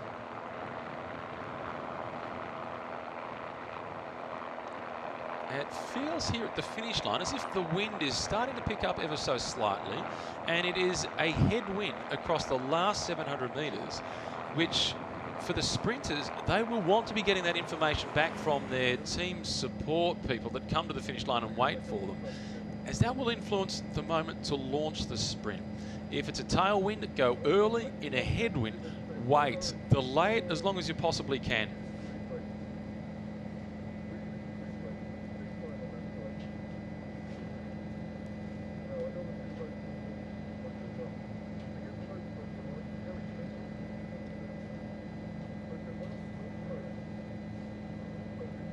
Still Willia Tristina, along with Wanty Group Goubert and the St. George Continental team doing all the pacemaking at the front. Don't think that St. George Continental really need to do this. They're in a position where they can afford to just sit back and wait. Their best placed rider overall is Ben Dybel. He's now at 6 seconds behind the orange jersey, and Ben Dybel will not be finishing in the top 3 today to collect any time bonuses. I feel confident in saying that. The course is his kryptonite. It's flat and it's fast. These 4 have been fast all day long. Number 2, Fuentes. You can see the hips rocking and rolling now in the saddle. Mentioned just a few moments ago about the rider in second position, Keegan Schwerbel, with his head starting to do exactly the same. And you see Schwerbel, when he goes through to the front, he lowers the front end of his body for maximum aerodynamics. And the little kick and a gouge for Fuentes to get into the slipstream of Hill at the back of the group. There is Hill, crouched over the handlebars into the slipstream of Robin Mayer. Motorbikes blasting past. I actually anticipated that this breakaway would have been caught by this point with how quick the peloton is going. It speaks volumes of how strong these four have been riding together.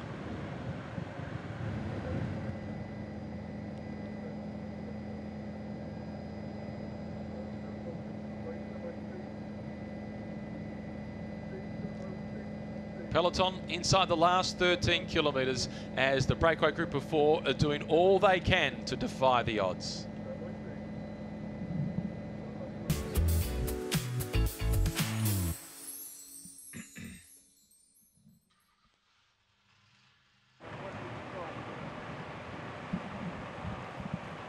And now the peloton, even from the rear of the peloton, they're able to see that breakaway group. It's not too far away from being closed down. This is Wang at the rear of the group, number 186. This is the back end of the peloton. No riders having been distanced today, which tells the story about the fact that there hasn't been anywhere near as much wind as a lot of the riders had anticipated.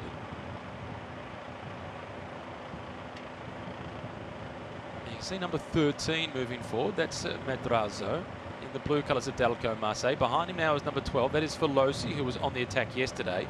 Last in the chain of the riders in the blue colours of Delco Marseille is Yannick Martinez.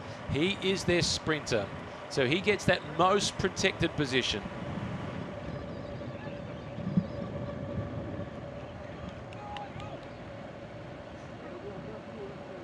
And just judging by the trees on the side of the road, they're barely moving at all, so there's not much wind to speak of. Beautiful roads for racing. Be a nice spot to come as a cycle tourist. A reminder of the man in the breakaway, this is Fuentes at the back. In front of him, 122, that is Hill. The blue colours, it's Mayer. And now off to the left-hand side of the screen, out of the saddle, that is Swerble, the American.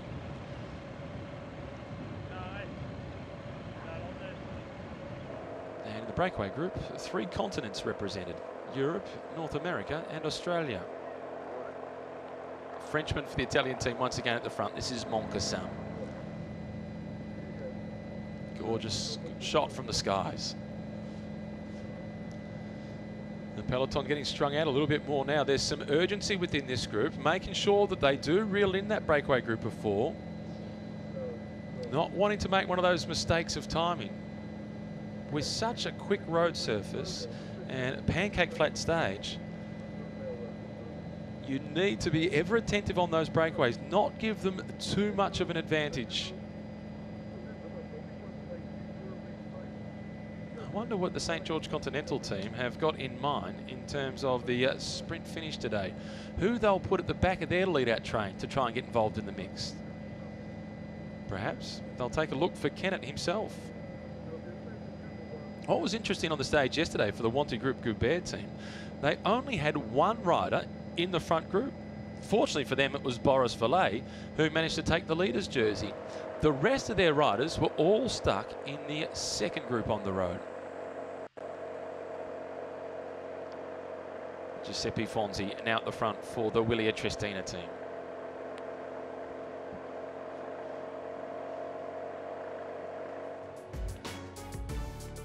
The Waterforest Park is rich in flora and fauna. It even finds a little bit of time to sneak Thomas the Tank Engine in to try and entertain the kids. Cycling is among the many activities in this beautiful park, but rafting is the most popular. 9 kilometres to go down to the business end of stage 3 of the Tour of Taihu Lake. Jinhu hosting a stage finish of this race for the very first time. It's down to the water forest for the end of the stage. If you have just joined us, this breakaway group of 4, they've been off the front now for more than 50 kilometres. This is Mayer at the front in the blue colours. He flicks the elbow. It's Hill who now comes through. Fuentes is behind him. And from Jelly Belly, the tall American, it is Swerble.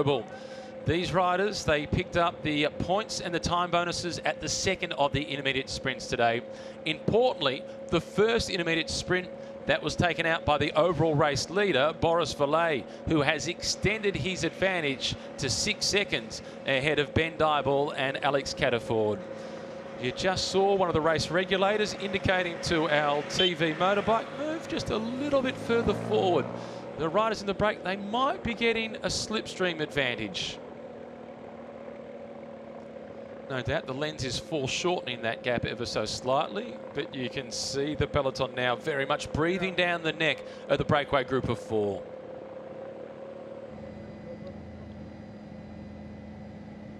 Impossible to separate those 4 leaders as to who should be awarded the most aggressive prize.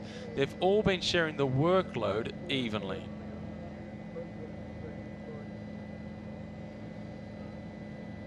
Been racing through the home region of Emperor Yao throughout today's stage, who was famously known as the instigator of much of the Chinese writing script that is still in use to this day. And for peace and harmony, he was the first person to voluntarily resign from the position of king and pass it on to the next king. These 4 riders aren't taking the lessons of Yao. They're not passing on the position at the front of the race back to the peloton. You're going to have to come out and catch them on this occasion.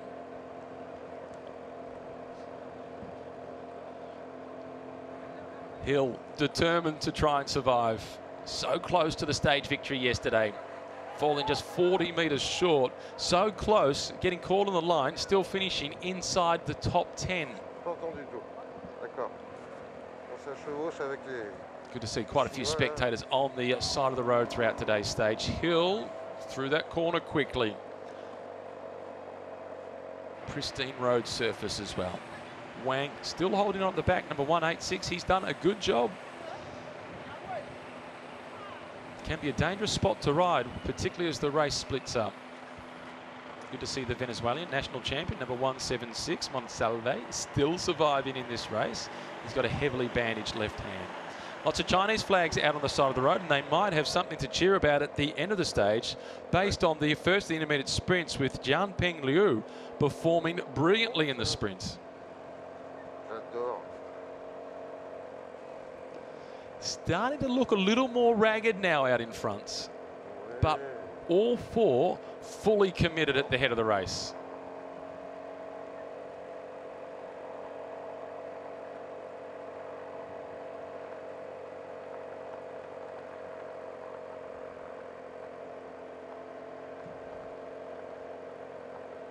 Another flick of the elbow from Robert Mayer.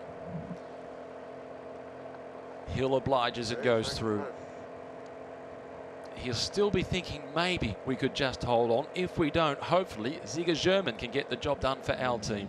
We'll look for those distinctive black and yellow colours of Ziga German at the back end of the stage.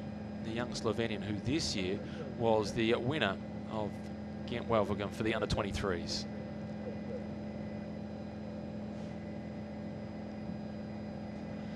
Three kilometres remaining. How have the leaders managed to do it? It was almost synchronized, checking across the shoulder then from all 4 out in front. As Fuentes did it, so too did Hill. And now we're starting to see more movement in the peloton as the teams with sprinters are trying to get themselves to the front. Not a lot of room to move on this road. Swerble. Another indicator for Mayer to come through, who looks across and says, I'm giving you everything I've got. 2.5 kilometres to go. 4 leaders, it can't be much more than 5 or 6 seconds their advantage. And at this point, if they are to survive, they cannot afford to play any sort of a game of cat and mouse. St. George Continental got themselves on the front. Then you can see the chain of the riders in the pink colours, Manzana Postobon. They have done an outstanding job of playing the game of poker. Just waiting, cold-hearted, for the end of the stage. The aerial shot telling the story that the peloton, they don't have this completely secured as yet. They've still got a bit of work to do to be able to close things down and be able to get across to these leading 4. The tempo will pick up significantly as they head towards the right-hand turn. That's back in the main peloton, as there'll be a real battle for position to get through that corner at the head of the main field. But the break, we put that down to still close to 5 seconds their advantage. Ben Hill will be holding out some hope. They all will be. Swerble has been strong. 3 kilometres though, according to the marker on the road. So the GPS tracker could be slightly out. That's indicating 1.6 k's to go. On the side of the road saying 3 kilometres to go. We'll find out soon enough which is the correct one. And now the pink colours come to the front. Manzana Postobon, that spells doom for the breakaway. They'll have much fresher legs. They've been sitting comfortably in the peloton all day long, waiting to do the lead out for Juan Sebastian Milano. And each time the 4 leaders look across the shoulder, they lose a little bit of their impetus. Ben Hill with the mouth wide open, sucking in the clean oxygen of Jinhu. Fuentes likewise. It doesn't look so pretty for Fuentes now. He's been smooth all day long. He's starting to look a fraction ragged.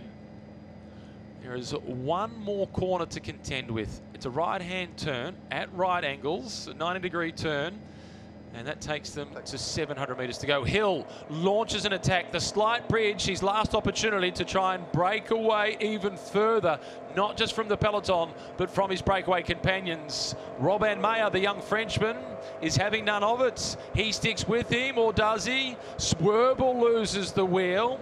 Mayer stays in contact with Hill. It's now 2 out in front, 2 chasing, and the peloton still charging. 2 kilometres remaining. Hill not looking across the shoulder just as yet to Mayer. Fuentes and Swerble, their day though is surely done. Fuentes doesn't want to concede, however. Swerble it was who lost the wheel, and Fuentes is still chasing. And this looks like a late attack off the front, a little bit of a gap opening up at the head of the peloton. And that may well have been Morgan Smith. A dog on the road is always dangerous. It's like a shark at a swimming race. It's the natural enemy of the athletes. Let's hope that everybody gets through safely, including the dog. Mission accomplished. Jian at the back of the group. And the 4 leaders all back together once again. Underneath the kite with 1 kilometre remaining, there is 1 right-hand turn to come. That is Morgan Smith at the front of the peloton. It's getting ragged. Mayer, he can see the finish line. He makes the right-hand turn. Hill is still in the slipstream. It's Fuentes.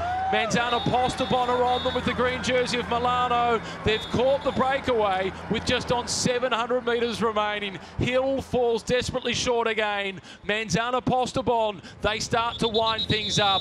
It is Milano who is waiting patiently. 4th position is Boris Valet. He now goes. Einhorn is on his wheel. Valet is trying to challenge. The orange jersey's chasing green. It's Milano holding on for 3, looking for the hat trick. Must go. He gets there in the end. It's Marechko. Redemption for the Italian. He came flying from the rafters. At 100 metres remaining, it was gone for all money, and he got home.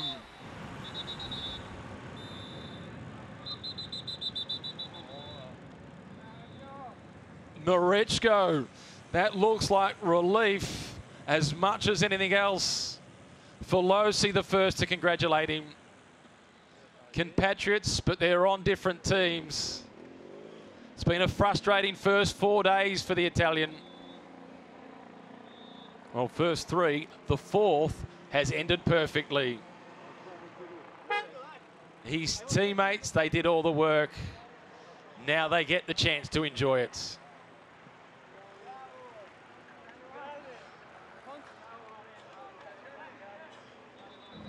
Giuseppe Fonzi, all celebration. Likewise, Max Moncassin. Well, he was barely seen in the final few 100 metres. It looked like a battle between Valet and Milano, and then Marechko proved why he is the dominant figure in the history of the Tour of Taihu Lake.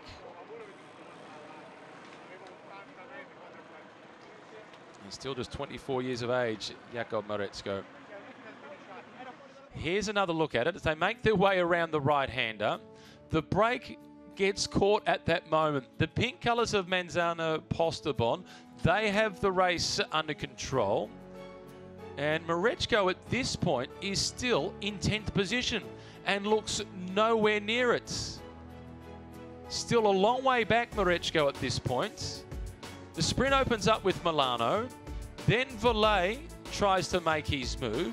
Those two are in the drag race. And it's only now that Mareczko starts to make some inroads with blistering speed and blasts on by with just 15 metres to spare. Timing to perfection. Magnificent Mareczko.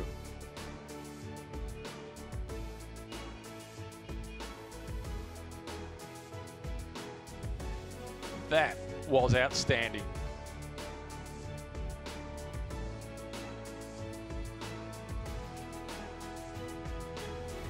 And the body language tells the story of just how much it means to him. He's on the billboards promoting this race throughout the region as Mareczko collects stage victory at number 16 in his career at the Tour of Taihu Lake.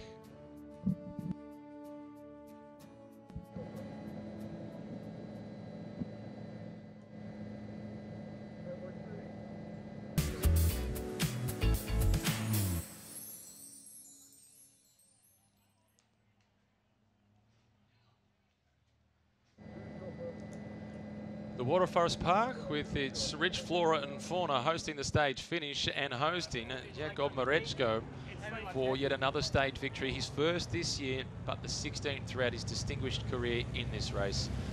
A bronze medalist at the World Championships, the Under-23 road race back in 2016 in Qatar. Mareczko next season steps up to one of the biggest teams in the world when he'll be joining CCC, the team we currently know as BMC. And the Breakaway. At no point did I think the Breakaway was going to survive to the finish. They almost proved me wrong. And in many respects, it would have been nice to see the Breakaway defy the sprinters. They put a lot of work into it. They certainly deserve to get there. But sport and life isn't always fair. All the team cars with the Skoda vehicles for the Tour of Taihu Lake. Race organisers do an outstanding job of looking after the teams, both in terms of the vehicles that they get to drive throughout the race, the hotels in which they stay in. The transfers are really simple within this race. A lot of the big tours in Europe, the riders complain about the length of the transfers. That includes the biggest races in the world, like the Tours of France, Italy and Spain. But here, no such reason for complaint.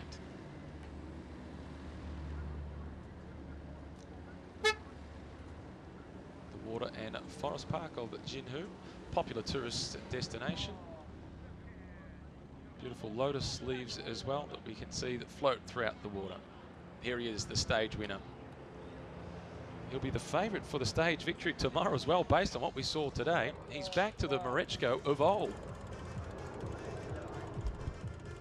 Feels a little strange though, referring to somebody as going back to the Mareczko of old when he's only 24. Still very early in his career. Big future ahead of him. Tomorrow is another day, effectively pancake flat. Just short of 100 kilometres tomorrow, and Mareczko, no doubt, with a boost of confidence from today's stage victory, will be looking forward to it. Number 75, the orange jersey, Boris Valet. Not only is he still in orange as the overall race leader, today, having won the first of the intermediate sprints, he has in fact extended his advantage in the general classification.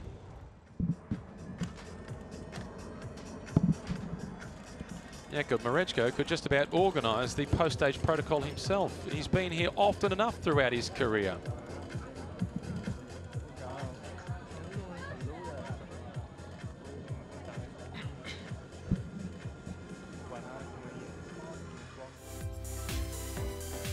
Here, Wandang Lotus Park, experience the Yao culture, originated from the age of the Emperor Yao. It's also the home of the Greenway Starting Park, which is where the famous highway of the same name with its beautiful greenery on the side starts.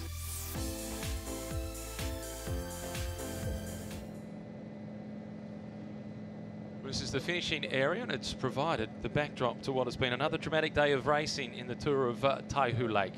It was Jakob Mareczko who had been the disappointment of the first 3 days for himself as much as anybody else. Today, it was a case of redemption, and he showed his class. With 300 metres to go, he still looked to be a long way out of it. Valet in orange telling the story of his sprint with Mareczko. The blue jersey, that is Cormac McGough, the leader of the Best Young Rider classification.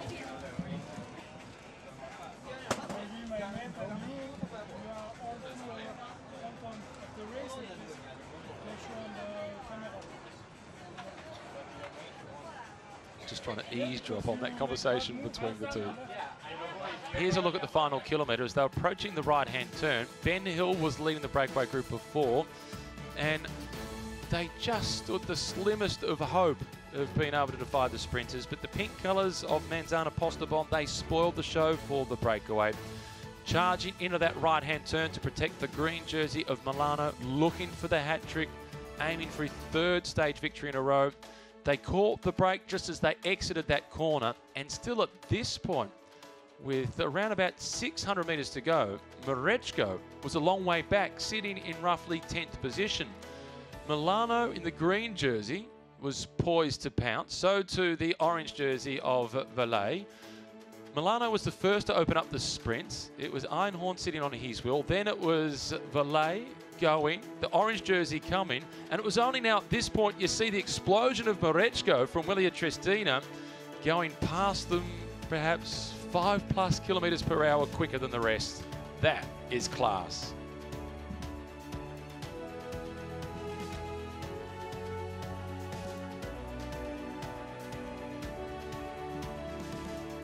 And even from the head-on shot, it looked comfortable for Mareczko.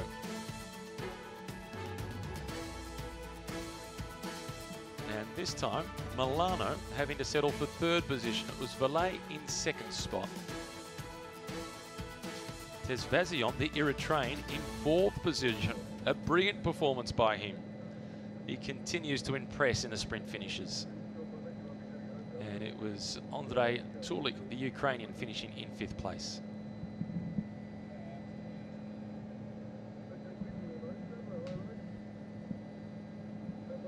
Presentations will be getting underway fairly shortly. We saw the riders in the tent getting prepared, cleaning themselves up so they look nice for all the pictures. And also getting some recovery drinks into them, having a quick bite to eat as well, thinking already about tomorrow. Let's take a look back at the stage. It was an entertaining day of racing. Stage 3 in the Tour of Taihu Lake, starting in front of the King's Palace. Jinhu hosting a stage of the Tour of Taihu Lake for the first time, and a photographer almost getting involved in the race early on, just taking the bold decision to run in front of the peloton. It was a very aggressive start, a fall early on as well. The Mexican sprinter Ulises Castillo crashed and bounced straight back up, showing his determination. The Frenchman Remy Rocher also involved in the crash. So too the Japanese rider from the Nippo Vini Fantini team.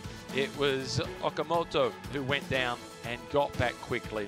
At the first intermediate sprints, the race leader, Valet, showed his determination to defend the orange jersey, collecting the 3-second time bonus.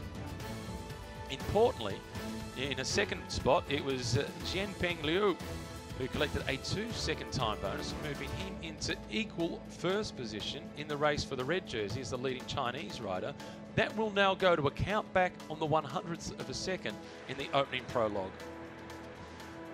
Breakaway group of 4 off the front, including the rider on the blue bike here, Robin Mayer from Delco Marseille.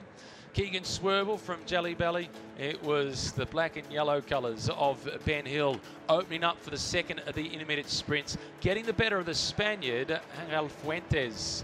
A 3-second time bonus for Hill, improving his position in the general classification and pushing Hill now up into the top 10 overall. As soon as they were through that sprint, Hill showed his experience. The only rider in that breakaway not eligible for the Best Young Rider classification, and maintained their rhythm and really forced the chase for the peloton. Hill also, at that intermediate sprint, getting 5 points in the race for the green jersey. The breakaway, never getting a significant lead. At this point, with 30 Ks remaining, their advantage was touching on 25 to 26 seconds, and it looked as if they would have been caught quite comfortably. They, however, had other ideas.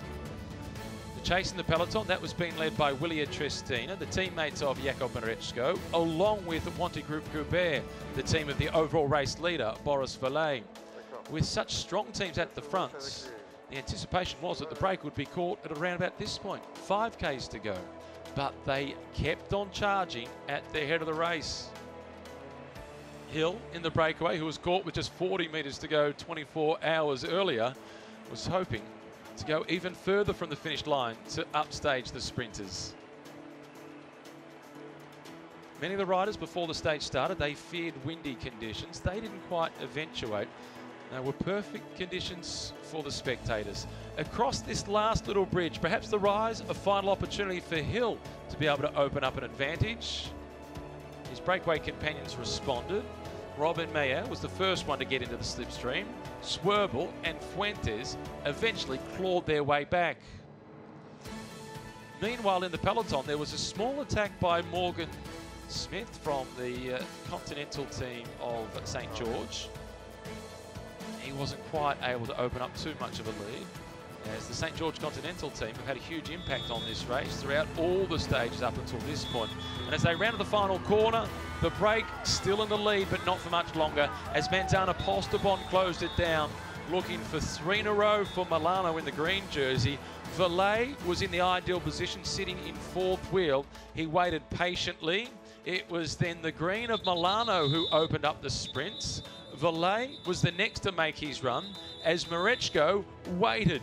With what wind there was being a headwind, leaving the sprint until late proved to be timing to perfection for Mareczko, but the horsepower was impressive. Mareczko, low profile, the bullet sprints, and he got the win.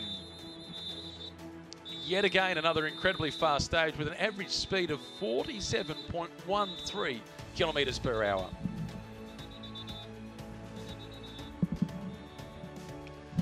Jakob Mareczko always comes to this race with a lot of pressure. A tough few days. He'll be a lot happier this time. He'll enjoy watching the replay as well, with how far he came back from. He used all his teammates to chase down the breakaway, and then he was left to fend for himself in the all-important final kilometre. But there were no problems for the Italian. This was blisteringly quick.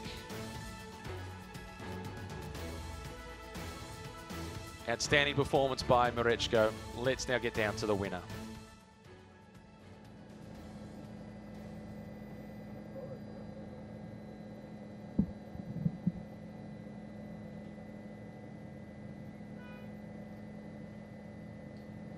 Exceptional performance today by you and the team. How are the emotions right now? Yeah, so all my mates work hard today for putting me in front for the sprint, so very happy for this result and for all my mates. Now, just looking back at the tour, we expected you to come here and win everything, but you know, there was a bit of pressure on you today. Did you feel pressure, or yeah, how'd you feel? I'm normal. So this year there are a lot of good teams here, same Israel, United Healthcare, many teams, so it's more difficult. And earlier on in the stage, how were the conditions out there? I mean, there was a lot of wind. Yeah, what was it like out on the road? So today there was a breakaway in front, so there was a lot of wind, and it was very difficult. So we are very happy for this result. And just in the final sprint, what was the tactics there? What was your approach? So all my mates put me in front, and Turin and the other guys take me in front, and I hold the final. Okay, go and enjoy it. full of praise for his teammates, but it was really Marechko who did the job in the important part in those final few hundred metres. He gets the win ahead of Valle, Milano in third, Tesverzion in fourth, outstanding. Kulik in fifth, it was then Chimay in sixth, Einhorn in seventh, Lopez again, another top 10 finish for him in eighth, German in ninth, and it was Burglas, the former Greek national champion, who rounded out the top 10.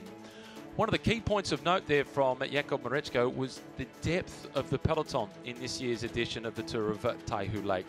The race lead now for Boris Valle, it has blown out to 12 seconds. Start of the day with just a 2-second buffer ahead of Ben Hill. And likewise, Alexander Catafor is now out to 12. Chechkov is in fourth position. Turek is in fifth place, followed by Williams. It's then Sheldon.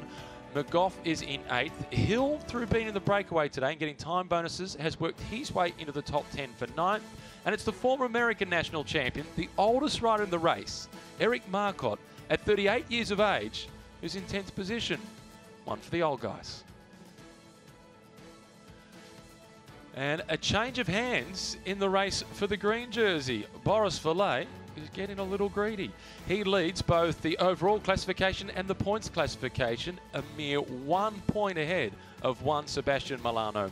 It's then Danny Lopez in third position, followed by Marechko making a move with the stage victory today. Another one of the Italians, it is Chimay in fifth position. Burglas with his consistency is in sixth, so too Tesfazion, followed by Cataford, Martinez, and then it's Leonardo Bonifacio squeezing his way into the top 10 in the race for green.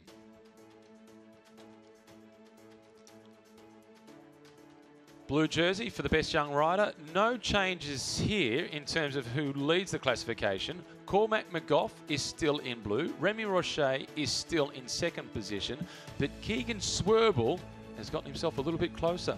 He was 4 seconds behind at the start of the day. He's now just 2 seconds behind in third position. But he's a teammate of McGough. Will they be happy to share it amongst each other? I'm sure McGough would be hoping that he can hold on. Fuentes is also up there inside the top 5. And the lead in the race for the red jersey, it's still Liao who holds on. Jianping Liu is the rider that's made the move today. He sprinted brilliantly at the first of the intermediate sprints and is now just 1 second behind. So the race for red has really tightened up.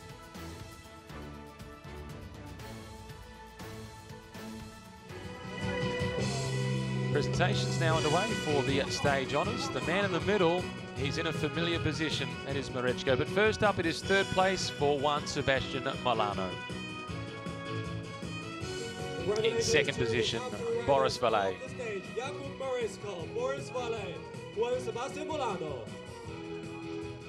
And the stage winner, it is Jakub Marechko.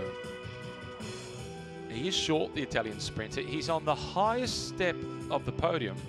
Valle is still taller than him. And Milano, he might just have him as well.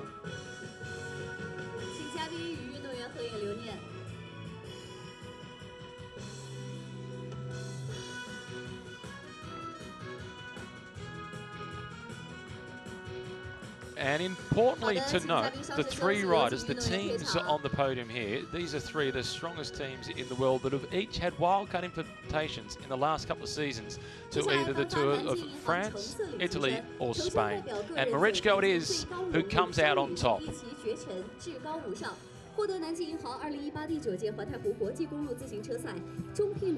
Marechko, the stage winner. Boris Valle is still in orange as the overall race leader. Now we will present the orange jersey, which represents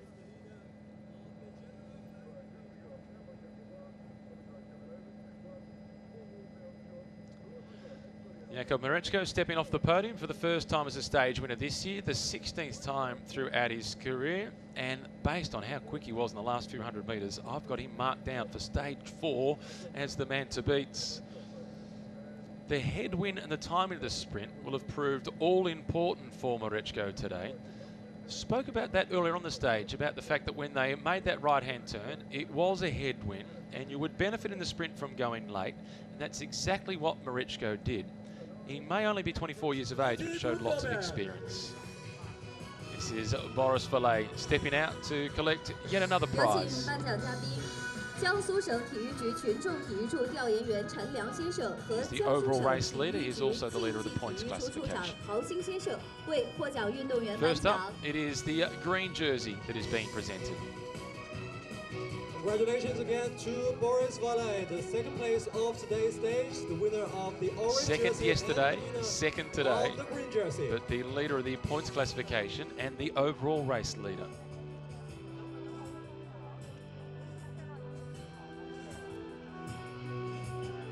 Five-year-old who has won a couple of races throughout his career. The first big victory that he had was the Grand Prix Criclion back in 2013. That caught the attention of the Lotto Soudal team, a team that he spent 2 seasons with. He's still only 25. He's still got plenty of opportunities to prove himself at races like the Tour de France. 好的，请嘉宾稍事休息，有请运动员退场。 Just a 1-point advantage for Valle in the battle for that green jersey, as he has assumed the lead ahead now of Juan Sebastian Milano. 追风少年潜力无限，获得南京银行2018第9届环太湖国际公路自行车赛。 He'll have to quickly take that jersey off, as he's got the most important one to collect, which is the orange jersey. And here he comes once again, Boris Valle, this time for orange. 海先生为获奖运动员颁奖。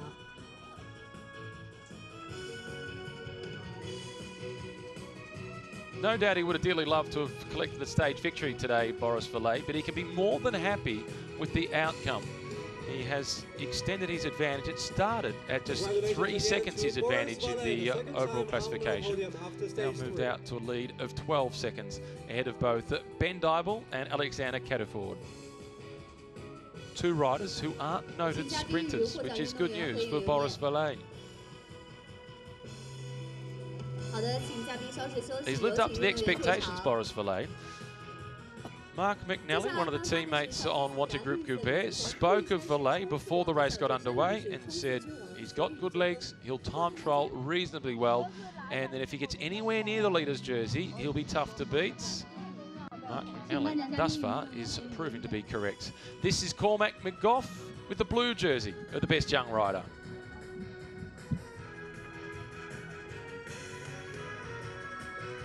Young Irishman riding for the American Jelly Belly team, presented by Maxis. McGill, the leader of the best young rider classification since the prologue stage. His team had another good day with Keegan Schwerbel in the breakaway, and you might have just overheard the venue announcer highlighting the fact that Cormac McGough has been the leader of this classification since the opening prologue.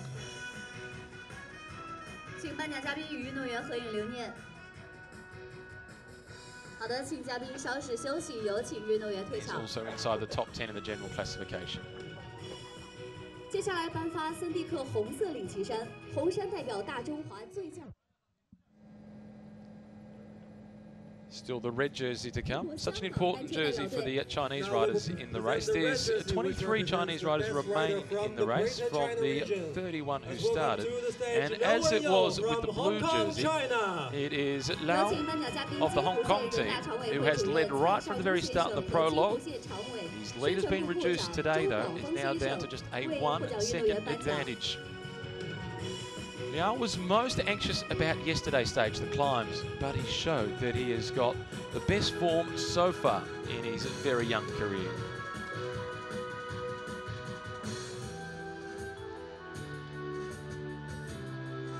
There's a lot to like about his attitude also. He's been positive about his approach. He's been riding towards the front of the peloton. Get a little bit more respect in the peloton when you are wearing one of those leaders' jerseys. He doesn't have a particularly strong team to be able to ride around him and move him up the outside, so he has to do a lot of work just fending for himself. 接下来颁发感动奖，获得南京银行2018第9届环太湖国际公路自行车赛中第1名，古城水上森林公园赛段感动奖的运动员是罗宾奈耶，来自法国马赛普罗旺斯。Please, how was your day today on the road? 今天一开始的时候就窄路，然后就有车缝，都挺辛苦，很快的，然后又是有摔车的，然后我就卡了在后面，幸好就追上去。然后今天的目标主要就可能好好防守吧，但可能防守的不太好，让对手抢到减秒。明天要再努力。And just for the English audience, Yeah, how are you feeling? You feeling pretty confident that you can go all the way to the final stage in red? I'm actually not so confident because my rivals are really good at sprint. Going for the sprint point for the seconds. That you can gain seconds from there. And I just lost 2 seconds today, so I will be working harder tomorrow to defend the jersey. Best of luck, Mark. Thank you. Thanks, mate. Thanks, Vince. Cheers. That was recorded just a moment ago as he steps out in the red jersey now onto the podium to join the race leader, who happens to be wearing green at the moment, Boris Valet, and the blue jersey for the best young rider, Cormac McGough. It's champagne time. It is, after all, the taste of victory. And now the most combative rider is also coming up onto the stage. This is Robin Maillard, the young Frenchman who spent the day in the breakaway group of 4. It was impossible to split that breakaway group of 4 as to who really was the most aggressive, but the judges have decided to give it to Maillard, and it's difficult to dispute that decision.